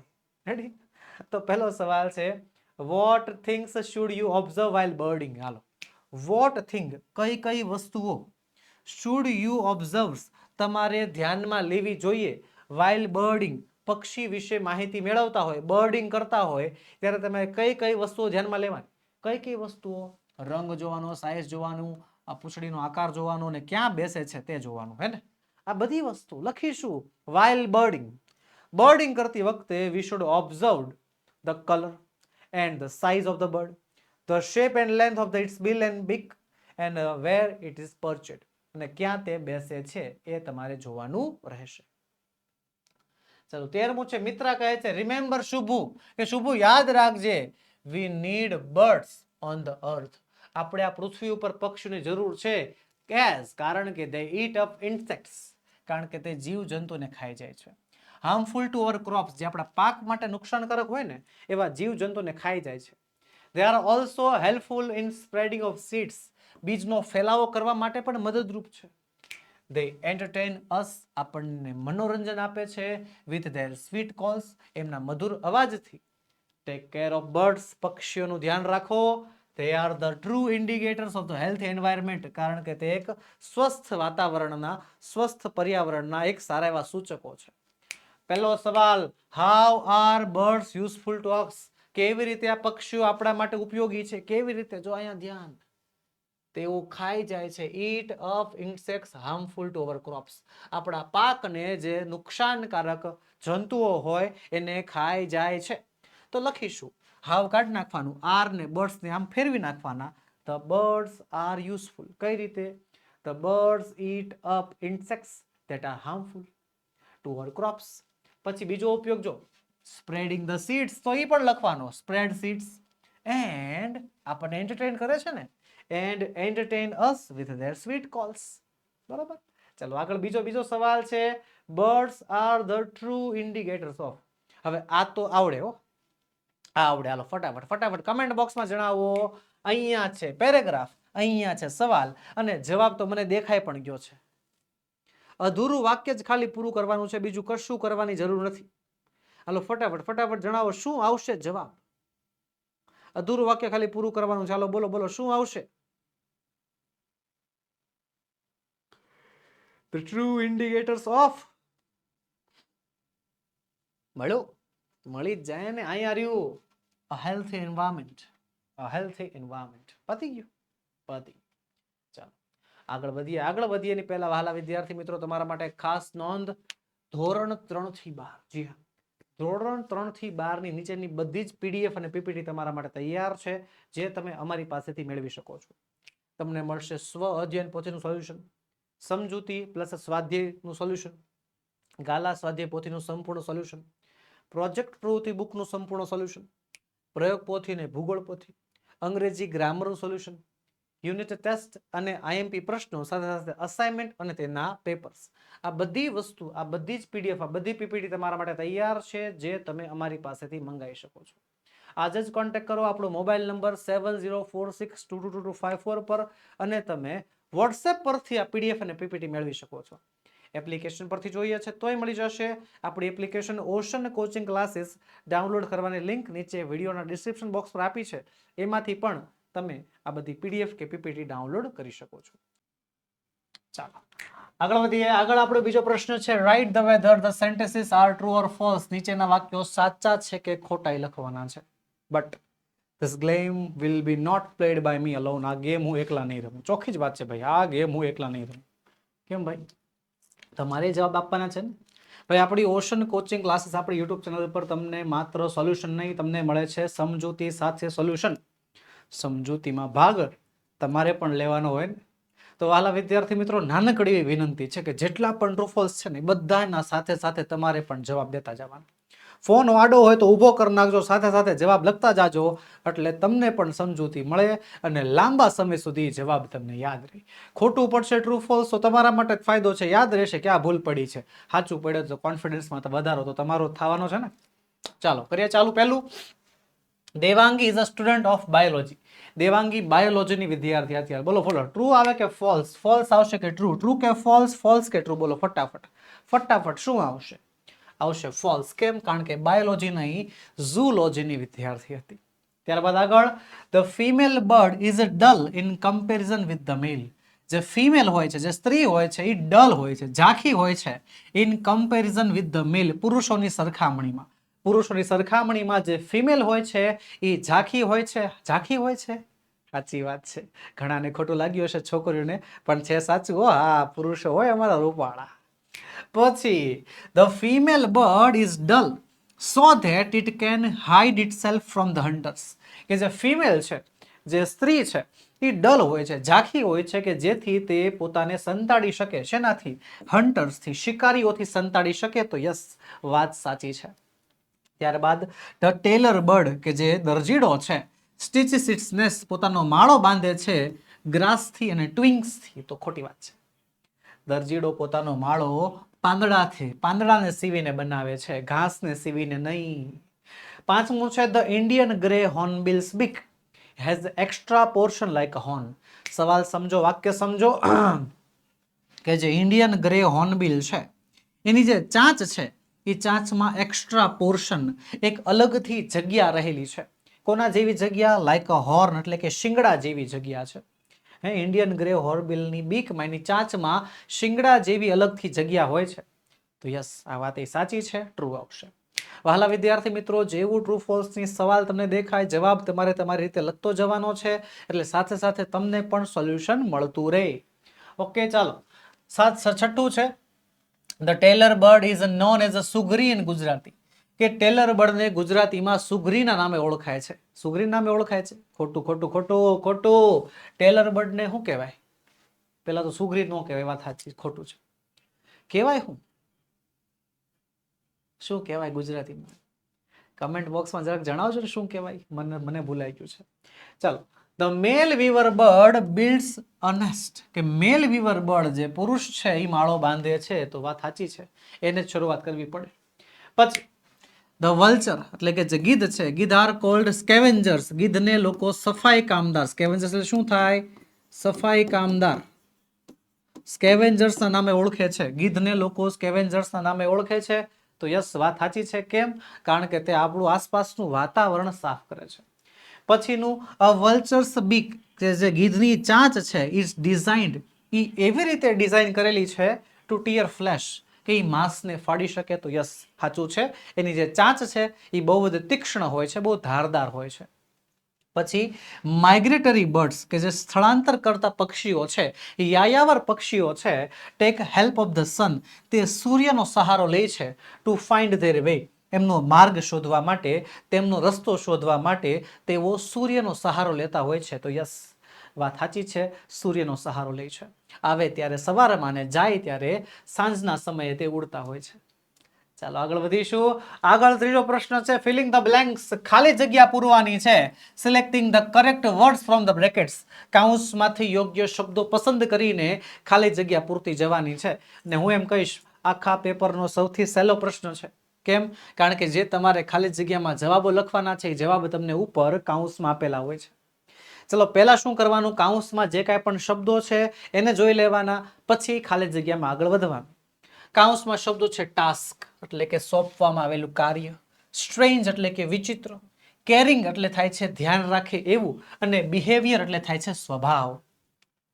The teacher found that the ખાલી જગ્યા ઓફ ધ ન્યૂ સ્ટુડન્ટ, કે શિક્ષકને જાણવા મળ્યું કે ખાલી જગ્યા, તો behaviour of the new student, નવા વિદ્યાર્થીનું બિહેવિયર વોઝ ક્વાઇટ સ્ટ્રેન્જ, કંઈક વિચિત્ર હતું. In spite of her caring attitude, કે એ જે છે કેરિંગ એટીટ્યુડ, એનું જે એટીટ્યુડ છે, એનું જે સ્વભાવ છે, એ બહુ જ કેરિંગ છે, એકબીજાનું ધ્યાન રાખવા વાળો છે. The boy continue two behave રૂડલી, છતાં પણ છોકરાએ જે છે રૂડલી, ગંભીરતાથી, એમ કહેવાય કે આવામાં જે કહેવાય કે વાત કરવાનો ટોન બહુ ખરાબ હોય એવી રૂડ રીતે જે છે એને વાત કરવાનું ચાલુ રાખ્યું. Improving his behaviour seemed to am an impossible task for the teacher, એના બિહેવિયરમાં સુધારો લાવવો એ અશક્ય હતું. ચાલો. સેલ્ફિશ એટલે સ્વાર્થી, વાઇલ્ડ એટલે જંગલી, હન્ટેડ એટલે થાય છે શિકાર, અને સ્પીસીસ એટલે જાતિ. ખાલી જગ્યા એનિમલ્સ, તો આવશે વાઇલ્ડ એનિમલ્સ. જંગલી પ્રાણીઓ living in the jungles are hunted by selfish people, કે જે જંગલમાં રહેતા પ્રાણીઓ છે, જંગલી પ્રાણી, એનો શિકાર કરવામાં આવે છે આવા સ્વાર્થી લોકોના કારણે. who do not care about preservation of wildlife. As a result, પરિણામ તરીકે many species of birds, કે પરિણામે ઘણી પક્ષીઓની જે જાતિઓ છે, પ્રાણીઓની જાતિઓ છે, એ ધીમે ધીમે એક્સટ્રેન્ટ એટલે કે ગાયબ થવા માંડી છે, હવે વિલુપ્ત થવા માંડી છે. ચાલો, હવે ત્રીજો પેરેગ્રાફ છે, સ્પ્રેડ, ઓફર્ડ, અરાઇવ્ડ અને સપ્લાય. સ્પ્રેડ એટલે ફેલાવવું, ઓફર્ડ એટલે આપવું, અરાઇવ્ડ એટલે આવવું, અને સપ્લાય એટલે થાય છે સપ્લાય, આ પહોંચાડવું. મેની ડિઝીઝ હેવ, ઘણા રોગો, હેવ સ્પ્રેડ, ઘણા રોગો ફેલાઈ ગયા છે આફ્ટર ફ્લડ્સ, પૂર પછી ઘણા બધા રોગો ફેલાણા છે. અ ટીમ ઓફ ડોક્ટર્સ, એક ડોક્ટરની ટીમ, હેઝ અરાઇવ્ડ, એ આવી ચૂકી છે. ક્યાં આવી ચૂકી છે? ગામમાં આવી ચૂકી છે. To help the flood affected people, આ ફ્લડ અફેક્ટેડ લોકોને બચાવવા માટે. ધ ગવર્મેન્ટ હેઝ ઓફર્ડ, કે ગવર્મેન્ટે આપ્યું છે ટુ સપ્લાય ફ્રી મેડિસિન્સ, ગવર્મેન્ટે એમને ઓફર કરી છે કે તેમને ફ્રીમાં દવાઓ આપવામાં આવશે. તો ત્યારબાદ છે ઇન્ફોર્મેશન એટલે કે માહિતી, ડિસ્કશન એટલે થાય છે ચર્ચા, પ્રિપેર એટલે તૈયાર કરવું, ને કલેક્ટેડ એટલે થાય છે એકત્ર કરેલું. The meeting was held to પછી આવે V1, ટુ પ્રિપેર. મીટિંગ જે છે તૈયાર કરી હતી to prepare a plan for the festival of Diwali, દિવાળીના તહેવાર માટે. The secretary gave all the information about the funds, સેક્રેટરીએ બધી માહિતી આપી દીધી ફંડ્સની. Funds by the collected by the society, કે જે સોસાયટી એકત્ર કર્યું હતું. The plan was finalize after a long discussion. પ્લાનને ફાઇનલાઇઝ કરવામાં આવ્યું એક લાંબી ચર્ચા પછી, ડિસ્કશન પછી. ચાલો આગળ વધીએ. આગળ છે રિટર્ન એટલે કે પાછું આવું, પ્લેઝન્ટ એટલે કે ખુશનુમા, નેચર એટલે કુદરત, અને હેલ્થી એટલે થાય છે સ્વાસ્થ્ય. Going for an early morning walk on a ખાલી જગ્યા winter, on a pleasant winter, ખુશનુમા શિયાળામાં આગળ ચાલવું. Morning is a good way to be healthy, healthy બનવાનો સારો રસ્તો છે. એવરી મોર્નિંગ, દરરોજ સવારે I go for a walk at 5 o'clock, દરરોજ સવારે હું 5 વાગે ચાલવા જાઉં છું. એન્ડ રિટર્ન હોમ, ઘરે પાછો આવું છું 6 વાગે. I really enjoy the beauty of nature in the morning, સવારમાં જે કુદરતનું વાતાવરણ હોય છે એનાથી મને બહુ આનંદ પ્રાપ્ત થાય છે. ચાલો આગળ વધીશું. આગળ શોર્ટ નોટ લખવાની છે. શોર્ટ નોટ આપણા નીચેના ટોપિક્સ જે આપણને આપ્યા છે એના આધારે. તો પહેલી શોર્ટ નોટ છે ધ હાઉસ સ્પેરો. જો જે કાંઈ પણ મુદ્દા આપ્યા હોય એ મુદ્દાના આધારે વાક્ય બનાવવાના. જે કાંઈ પણ એમ કહે છે સર શોર્ટ નોટ નથી સમજાતી, શોર્ટ નોટ મોઢે નથી રહેતી, શોર્ટ નોટ યાદ નથી રહેતી, તો વહાલા વિદ્યાર્થી મિત્રો આ પદ્ધતિ એમના માટે બેસ્ટ છે. આખી શોર્ટ નોટ વાંચવાની, ગોખવાની કે મોઢે કરવાની ખરેખર કોઈ જરૂર હોતી નથી. જે કાંઈ પણ તમને પોઈન્ટ્સ આપ્યા છે બસ એ પોઈન્ટ્સમાંથી વાક્ય બનાવો, આરામથી માર્ક્સ મળે. જો પહેલું છે, જો સાઇઝ સ્મોલ બર્ડ્સ અને મેક એટમોસ્ફિયર અલાઇવ. તો પહેલું the house sparrow is a small bird, કે ચકલી નાનું પક્ષી છે.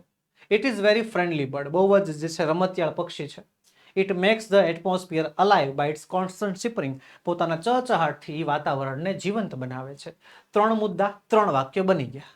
કમ્પ્લીટેડ. મુદ્દા આપ્યા છે, વાક્ય બનાવતા જવાના. મુદ્દા આપ્યા છે એના આધારે વાક્ય બનાવતા જવાના. કશું નવું ઉમેરણ કરવાની કોઈ જરૂર પણ નથી હો.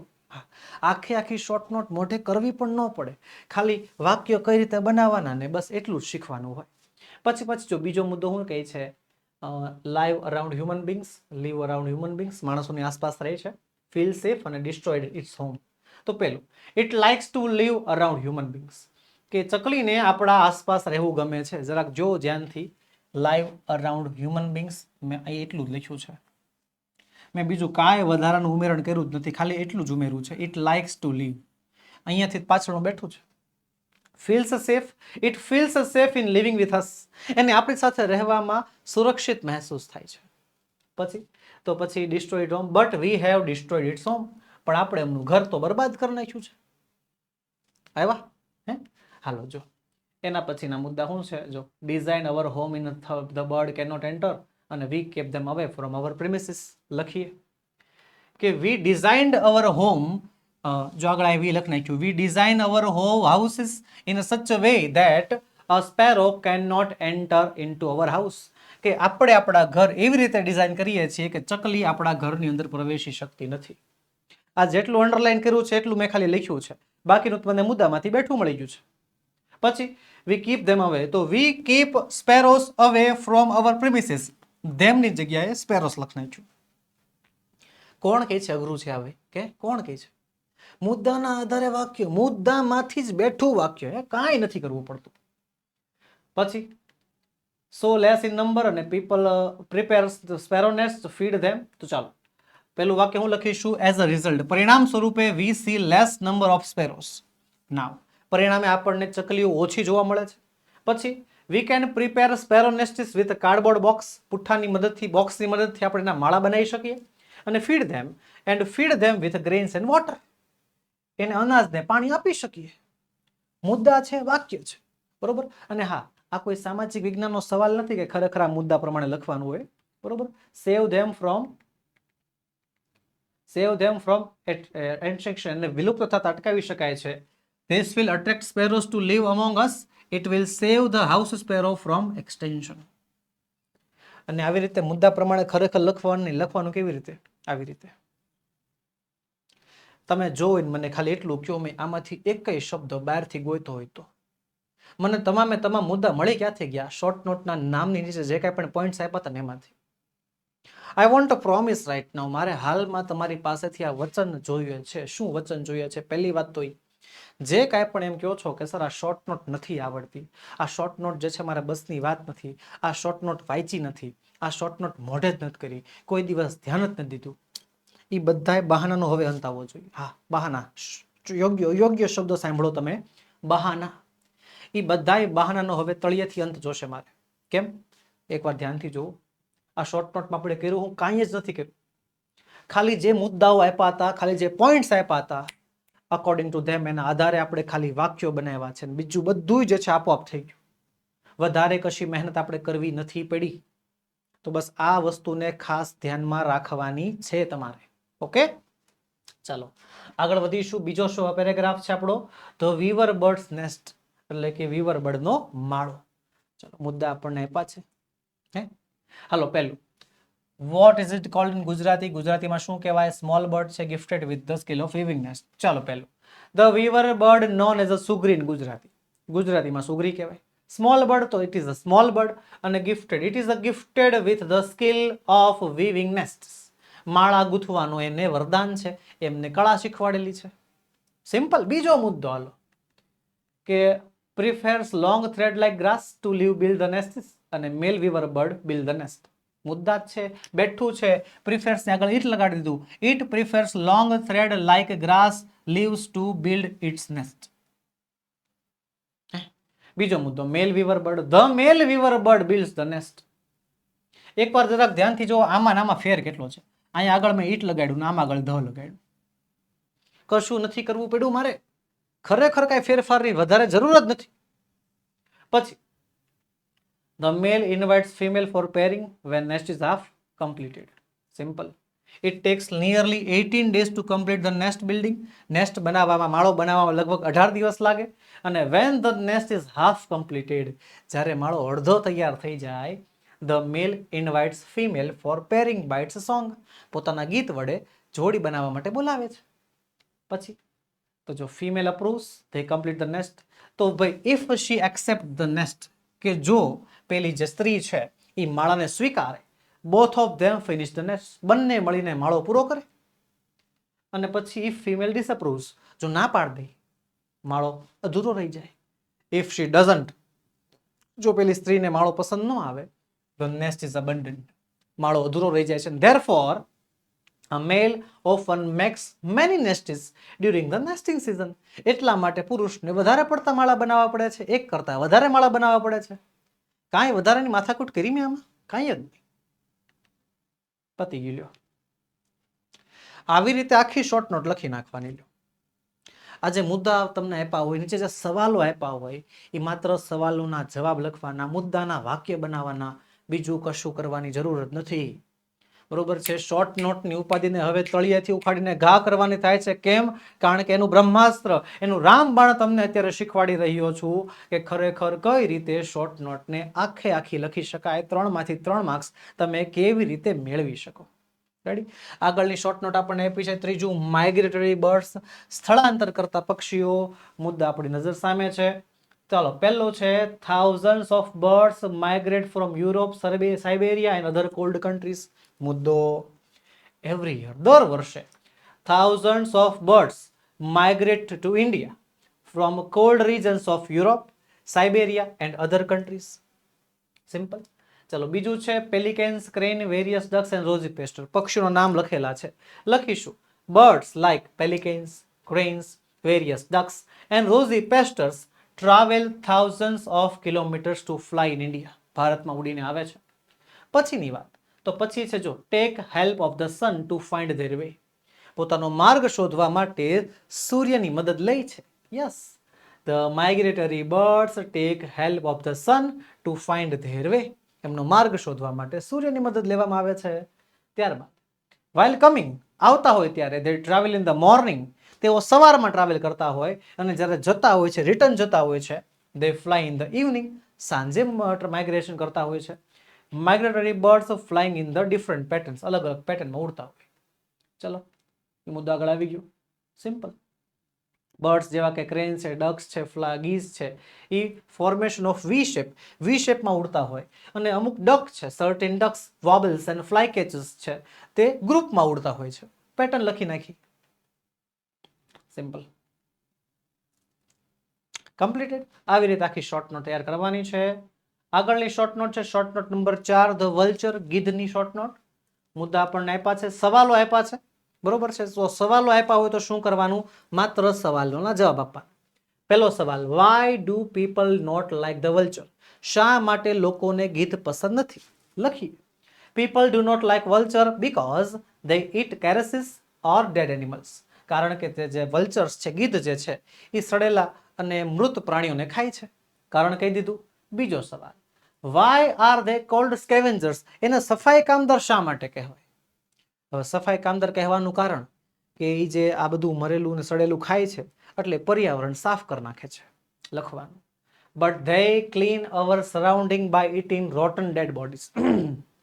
આવી સડતી ડેડ બોડીઝ એ ખાય છે અને so they are called scavengers. એટલા માટે તેને સફાઈ કામદાર સ્કેવેન્જર્સનું બિરુદ મળ્યું છે. પછીનો સવાલ, how does it use its beak? પોતાની ચાંચનો ઉપયોગ કઈ રીતે કરે છે? તો ચાલો પહેલું, a vulture has a sharp beak. કે ગીધને એક તીક્ષ્ણ ચાંચ હોય છે. It is design to tear the flesh from dead bodies.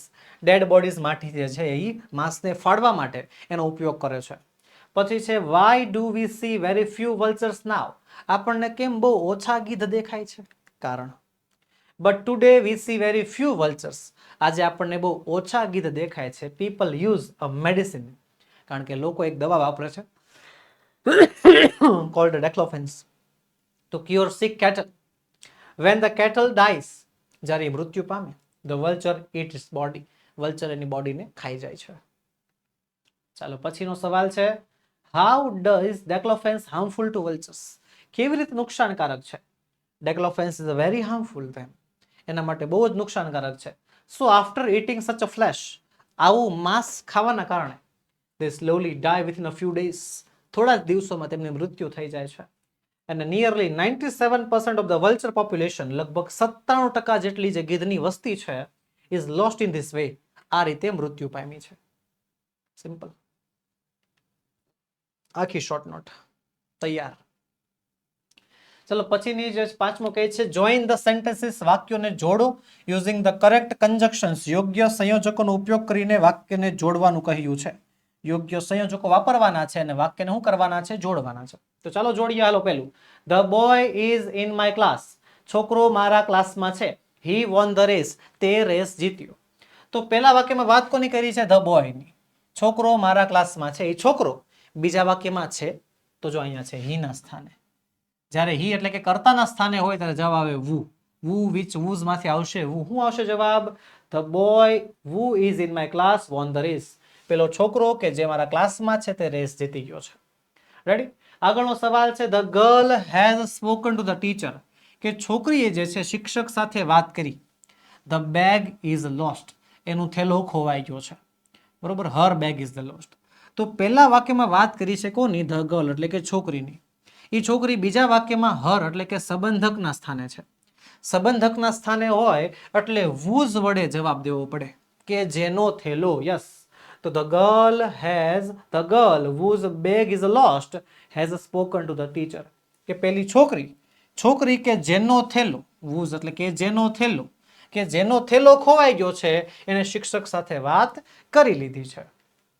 ત્યારબાદ, I will not eat ice cream, I will not eat cake. હું આઈસ્ક્રીમ નહીં ખાઉં, હું કેક નહીં ખાઉં. બંનેમાં ના પાડવામાં આવી છે. બંને વાક્ય નકાર છે. હવે બંને વાક્ય નકાર હોય એટલે એક જ આવે. શું? નાઈધર નોર. હવે આમાં કરવાનું શું? તો પેલા નોટને દૂર કરી નાખો. કોમન છે આઈ વિલ ઈટ. એટલું કોમન બહાર લઈ લ્યો. I will eat neither ice cream nor cake. પતી ગયું. કોમન બહાર લઈ લેવાનું અને જેટલું વધે છે એ વધેલાને એકને નાઈધર પકડાવવાનું, એકને નોર પકડાઈ દેવાનું. I will eat neither ice cream nor cake. પછી ચોથું છે, ધ હાઉસ ઇઝ સોલ્ડ. ઘર વેચાઈ ગયું છે. The house is sold. The ઘર વેચાઈ ગયું છે. It belonged to my uncle. એ મારા કાકાનું હતું. ઘર વેચાઈ ગયું છે એ મારા કાકાનું હતું. તો પહેલા વાક્યમાં વાત છે ને ઘરની કરેલી છે. ઘર એટલે નિર્જીવ વસ્તુ, પદાર્થ થાય. અહીંયા ઈટ છે ને, ઈટને દૂર કરી નાખવાનો અને વિચ વડે જે છે તમે વાક્યને જોડી શકશો. વાક્ય બને, the house which belonged to my uncle is sold. પેલું ઘર કે જે મારા કાકાનું હતું તે વેચાઈ ગયું છે. ત્યારબાદ, we are playing in the house. અમે ઘરમાં રમી રહ્યા છીએ. We are playing in the house, અમે ઘરમાં રમી રહ્યા છીએ. It is very hot outside, બહાર બહુ ગરમી છે. બટ એન્ડ બીકોઝ, પણ અને કારણ કે, અમે ઘરમાં રમીએ છીએ, બહાર ગરમી છે. ચાલો બટથી જોડો, ઘરમાં રમીએ છીએ પણ બહુ ગરમી છે, નહીં. એન્ડથી, ઘરમાં રમીએ છીએ અને બહુ ગરમી છે, નો મજા આવી. બીકોઝ એટલે કારણ કે, ઘરમાં રમીએ છીએ કારણ કે બહાર બહુ ગરમી છે. યસ, કારણ કે શબ્દ યોગ્ય લાગે છે. યસ, વાક્ય સાચું છે. બીકોઝ કારણ સૂચક શબ્દો. We are playing in the house because it is very hot outside, બહાર અત્યંત ગરમી છે. તો આવી રીતે વહાલા વિદ્યાર્થી મિત્રો વાક્યને જોડવાના અને આખું વાક્ય લખવાનું. જો એક્ઝામમાં તમે ખાલી આ વુ, આમાં જે આવે છે વુ, વી, વૂઝ, બરોબર, આમાં જે નાઈધર નોર આવે છે, ખાલી એવા જવાબ લખી નાખશો તો તમને માર્ક્સ મળવા પાત્ર નથી. વાક્યો જોડીને જોડેલું વાક્ય એકવાર લખવું પડશે, એ તમારો યોગ્ય જવાબ ગણાશે. ચાલો આગળ વધીએ. Rewrite the paragraph filling the blanks with appropriate options from the brackets. કૌંસમાં આપેલા શબ્દોની મદદથી ખાલી જગ્યા પૂરો અને એ ફકરો ફરીવાર લખો. ચાલો, અહીંયા 3 ખાલી જગ્યા હોય છે અને એક ખાલી જગ્યાને પૂર્ણ કરવા માટે 3 ઓપ્શન આપેલા હોય છે. Can you tell me the ખાલી જગ્યા બિટવીન બી એન્ડ વાસ, કે શું તમે મને કહી શકો કે બી અને વાસ વચ્ચે શું ફરક છે? ડિફર, ડિફરન્ટ અને ડિફરન્સ, તો ડિફરન્સ આવશે. બંને વચ્ચે શું અલગતા છે? એટ ફર્સ્ટ, પહેલી નજરે, એટ ફર્સ્ટ સાઇટ, SIGHT, પહેલી નજરે જે છે, ધીસ લિટલ ક્રિએચર આર ખાલી જગ્યા ઈચ અધર, તો આર ક્વાઇટ ઈચ અધર, લગભગ એકબીજા જેવા હોય છે. બરોબર છે. ચાલો આખો પેરેગ્રાફ ફરી વાર આવી રીતે લખી નાખવાનો. આગળ વધીએ. 7મું છે select the correct questions to get underlined words or phrases as their answer. અત્યાર સુધી આપણે સવાલોના જવાબ આપ્યા. હવે જવાબમાંથી યોગ્ય સવાલ પસંદ કરવાનો છે. WH પ્રશ્નો છે. હાલો, Sardar Patel was known as the iron man of India, કે સરદાર પટેલ ભારતના આયરન મેન ઓફ ઇન્ડિયા તરીકે ઓળખીતા હતા. હવે અહીંયા આયરન મેન ઓફ ઇન્ડિયા નીચે અંડરલાઇન છે, તો પહેલો ઓપ્શન નહીં જ આવે. કેમ? કારણ કે આયરન મેન ઓફ ઇન્ડિયા આપેલું છે. અંડરલાઇન કરેલો પાર્ટ જે છે એ રિપીટ ન થવો જોઈએ. પછી અહીંયા પણ આયરન મેન ઓફ ઇન્ડિયા છે, આ પણ નહીં આવે. વૈધા હાવ અને what. How was Sardar Patel known અને what was Sardar Patel known as. તો જો અહીંયા કે કેવી રીતે ઓળખાતા અને અહીંયા વોટ એઝ કયા નામથી ઓળખાતા, તો યસ, ઓપ્શન ડી જે છે સાચો છે. ઓપ્શન બી ખોટું પડશે, કારણ કે વોટ અને એઝ બંને આપેલું છે. કયા નામથી, શેનાથી સરદાર પટેલ ઓળખાતા? શેનાથી ઓળખાતા? લોહ પુરુષ, the iron man of India. પછી the peacock is dancing in the garden. In the garden નીચે અંડરલાઇન છે. ઇન ધ ગાર્ડન એટલે થઈ જગ્યા. જગ્યા માટે વેર વડે સવાલ પૂછવામાં આવે. વેર ઇઝ, હાલો વેર મળી ગયું છે, તો બીજા 2 ઓપ્શન જોઈ લેવાના. who is dancing અને what is dancing નહીં ચાલે. શું આવશે? Where is the peacock dancing. મોર ક્યાં નાચી રહ્યો છે? ક્યાં નાચી રહ્યો છે? ગાર્ડનમાં. ત્યારબાદ રામજી લુક્સ આફ્ટર અવર ગાર્ડન, કે રામજી અમારા ગાર્ડનનું ધ્યાન રાખે છે. અને વહાલા વિદ્યાર્થી મિત્રો, આનો જવાબ આંખ બંધ કરીને તમે આપી શકો. જ્યારે વાક્યના કર્તા નીચે એટલે કે નામ નીચે અંડરલાઇન હોય ત્યારે ફરજિયાત વુ વડે સવાલ આવે. વુ લુક્સ આફ્ટર અવર ગાર્ડન, અમારા ગાર્ડનનું ધ્યાન કોણ રાખે છે? કોણ રાખે છે? રામજી રાખે છે. ચાલો આગળ વધીએ. The principal will meet the parents whose children have failed, કે પ્રિન્સિપલ એવા માતા પિતાને મળશે કે જેના બાળકો ફેલ થયા છે. મૃત્યુ તો નહીં, પરીક્ષામાં મૃત્યુ પામ્યા છે, એટલે પરીક્ષામાં ફેલ થયા છે બિચારા, એના માતા પિતાને મળશે. હવે આમાં છે ને જવાબ મેળવવા માટે શું કરવાનું? તો આની 2 પદ્ધતિ છે. જો પહેલી પદ્ધતિ છે ને, જો પેરેન્ટ્સ શબ્દ દેખાય છે, the parents whose children have failed, આ શબ્દ જે છે વાક્યમાં ન હોવો જોઈએ. તો ધ્યાનથી જુઓ, ધ પેરેન્ટ્સ અહીંયા છે, અહીંયા પણ છે અને અહીંયા પણ છે, એટલે આ 3માંથી એકેય નહીં હાલે. ઓપ્શન એ આપણને સાચો જવાબ મળી જાય છે. બીજી પદ્ધતિ એ છે અંડરલાઇન કરેલો ભાગ વાંચવાનો નહીં, એના સિવાયનો ભાગ વાંચવાનો. The principal will meet, Gujarati કરો, પ્રિન્સિપલ મળશે અને અંદરથી એક જવાબ ઉત્પન્ન થશે. પ્રિન્સિપલ મળશે, અંદરથી એક સવાલ આવવો જોઈએ. પ્રિન્સિપલ મળશે કોને? એટલે કયો શબ્દ આવે? વુમ નામનો શબ્દ આવે. અને ત્રીજી અને ખાસ અતિશય ઉપયોગી પદ્ધતિ કે જ્યારે કર્મ નીચે અંડરલાઈન હોય અને કર્મમાં વ્યક્તિઓ આપેલા હોય ત્યારે ફરજિયાત whom વડે સવાલ પૂછેલો હોય.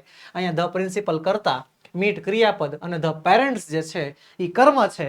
કર્મમાં વ્યક્તિ નીચે અંડરલાઈન હોય એટલે ફરજિયાત whom વડે જ સવાલ આવે. ઓપ્શન એ આપણો સાચો જવાબ છે. ચલો 8મું છે complete the sentence selecting the correct options based on the functions. ફંક્શનના આધારે અધૂરું વાક્ય પૂર્ણ કરવાનું છે. ચલો માઉન્ટ આબુ ડિસ્ક્રાઇબિંગ પ્લેસ. જગ્યાનું વર્ણન કરવાનું છે. માઉન્ટ આબુનું વર્ણન. Mount Abu is very cold in winter. શિયાળામાં બહુ ઠંડુ હોય, નો મજા આવી. જગ્યાનું વર્ણન નથી થતું actually. Mount Abu is A hill station. Mount Abu એક હિલ સ્ટેશન છે. વર્ણન છે પણ થોડુંક એવું છે. Mount Abu is in Gujarat. Mount Abu ગુજરાતમાં છે. વર્ણન તો થયું જ નહીં, ખાલી લોકેશન આવી. Mount Abu is a hill station where there many temples. Mount Abu એક એવું હિલ સ્ટેશન છે કે જ્યાં ઘણા બધા મંદિરો છે. હા, હિલ સ્ટેશન છે, ઘણા બધા મંદિરો છે. વર્ણન છે, યસ, ઓપ્શન એ આપણો સાચો જવાબ છે. ત્યારબાદ ખાલી જગ્યા is my neighbour describing person. વ્યક્તિનું વર્ણન. વ્યક્તિને ખાલી બતાવવાનું નથી, ડિસ્ક્રાઇબિંગ કરવાનું છે. Mister Raman is my neighbour. વાક્ય સાચું પડે જો કાયદેસર. મિસ્ટર રામન લખી નાખો. Mister Raman is my neighbour. Mister Raman મારા પડોશી છે, થઈ ગયું. પણ એમાં ખાલી વ્યક્તિ દર્શાવવામાં આવ્યો, એનું વર્ણન થયું નથી. વર્ણન થવું પડે. મિસ્ટર રામન નહીં હાલે, ખોટું. Did you meet the main who is my neighbour. કે શું તમે એ માણસને મળ્યા કે જે મારા પડોશી છે? અલા વર્ણન તો કરો. નહીં, નથી આમાં. That man who is wearing a black suit. કે પેલો ભાઈ કે જેને બ્લેક સૂટ પહેર્યું છે ને, હા, આમાં વર્ણન થયું છે. બ્લેક સૂટ પહેર્યું છે એ માણસનું વર્ણન થયું છે. અને પછી have you seen who is my neighbour. મારા પડોશીને તમે જોયા છે? નહીં. પેલા તો આ બે વાક્ય નહીં હાલે એનું કારણ એ પણ છે, પ્રશ્નાર્થ ચિહ્ન નથી. આ બી અને ડી જે છે પ્રશ્નાર્થ વાક્ય છે, પ્રશ્ન ચિહ્ન નથી, એટલે આપણે બે ન હાલે. એ અને સી માંથી એમાં વર્ણન થયું નથી અને સી માં વર્ણન થયું છે. યસ, ઓપ્શન સી આપણો સાચો જવાબ છે. ચાલો, કમ્પ્લીટ ધ ડાયલોગ્સ. ડાયલોગ વાતચીત સંવાદ પૂર્ણ કરવાનો છે. Selecting the correct responses. યોગ્ય રિસ્પોન્સ પસંદ કરીને કે જે ફંક્શન્સના આધારે હોય છે. તો ચાલો પેલું જોઈએ. પૂજા કહે છે Ali who is that main. કે અલી પેલો માણસ કોણ છે? અલી એને જવાબ આપે છે. કેવી રીતે? Describing person. એ વ્યક્તિનું વર્ણન કરીને.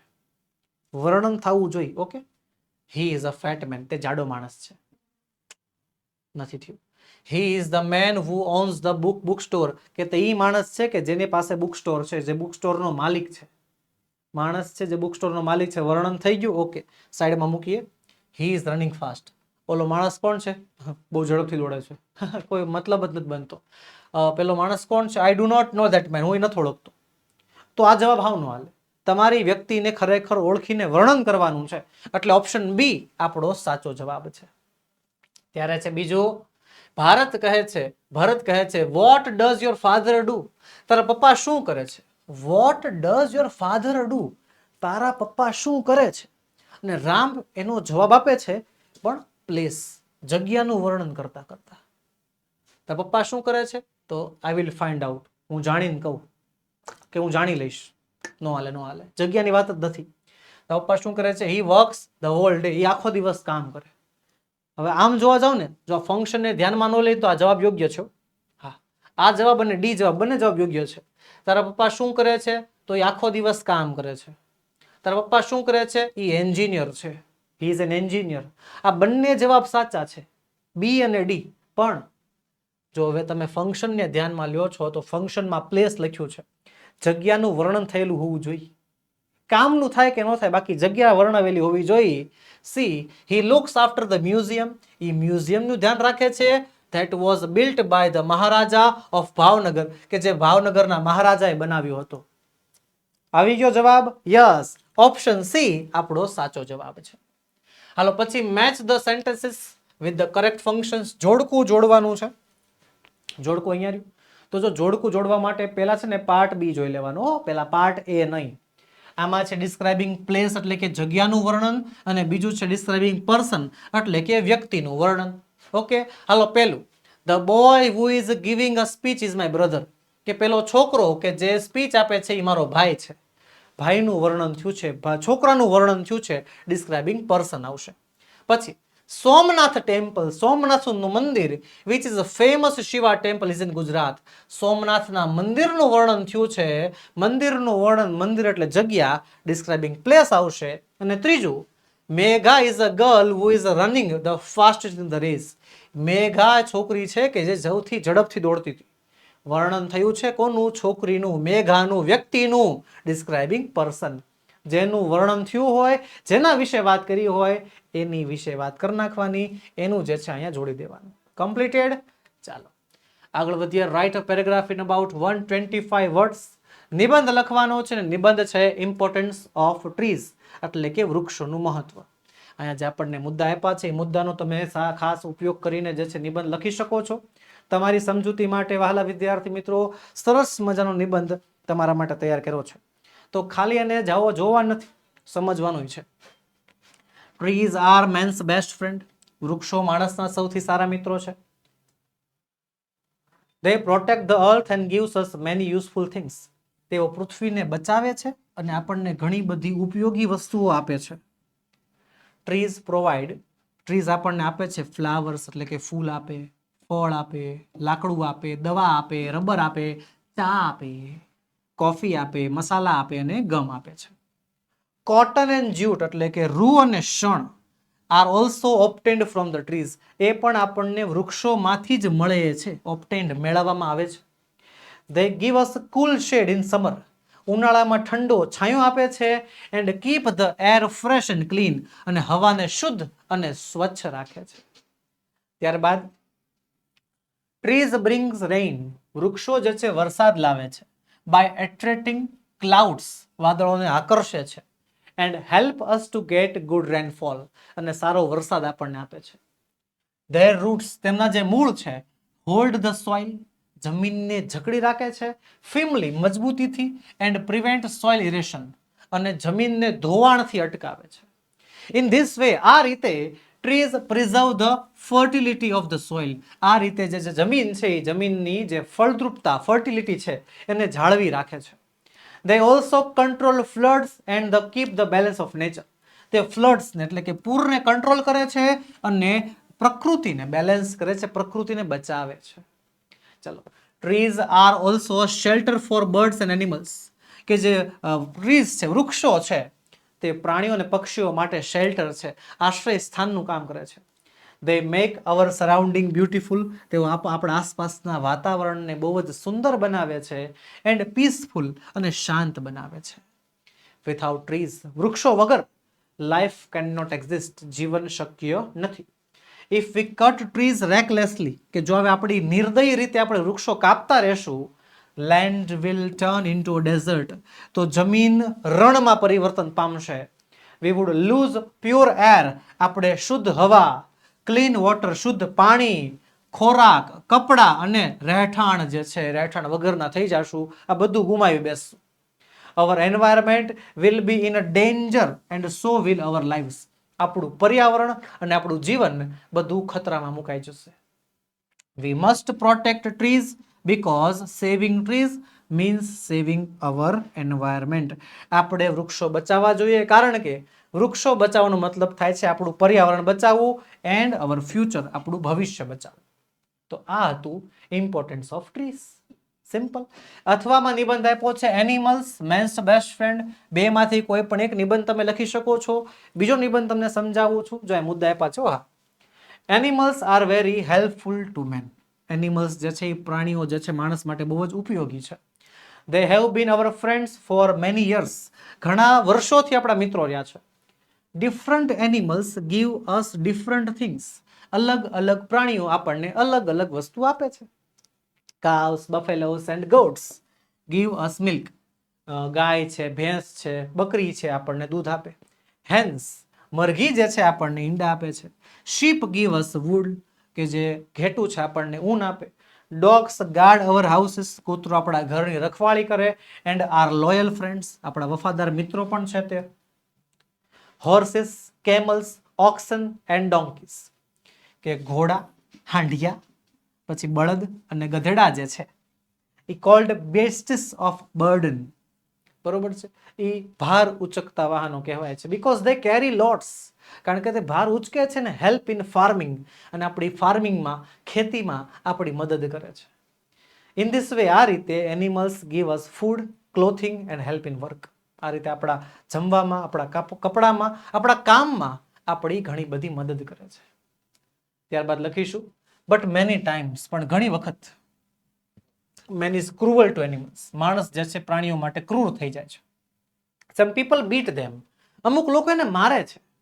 ઓર make them work too much, એની પાસેથી બહુ વધારે કામ કઢાવે છે.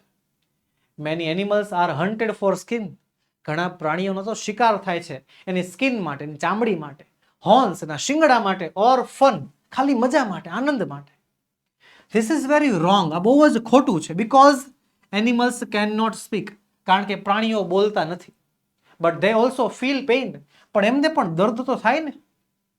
વી must be kind to animals, આપણે પ્રાણીઓની ઉપર દયા રાખવી જોઈએ.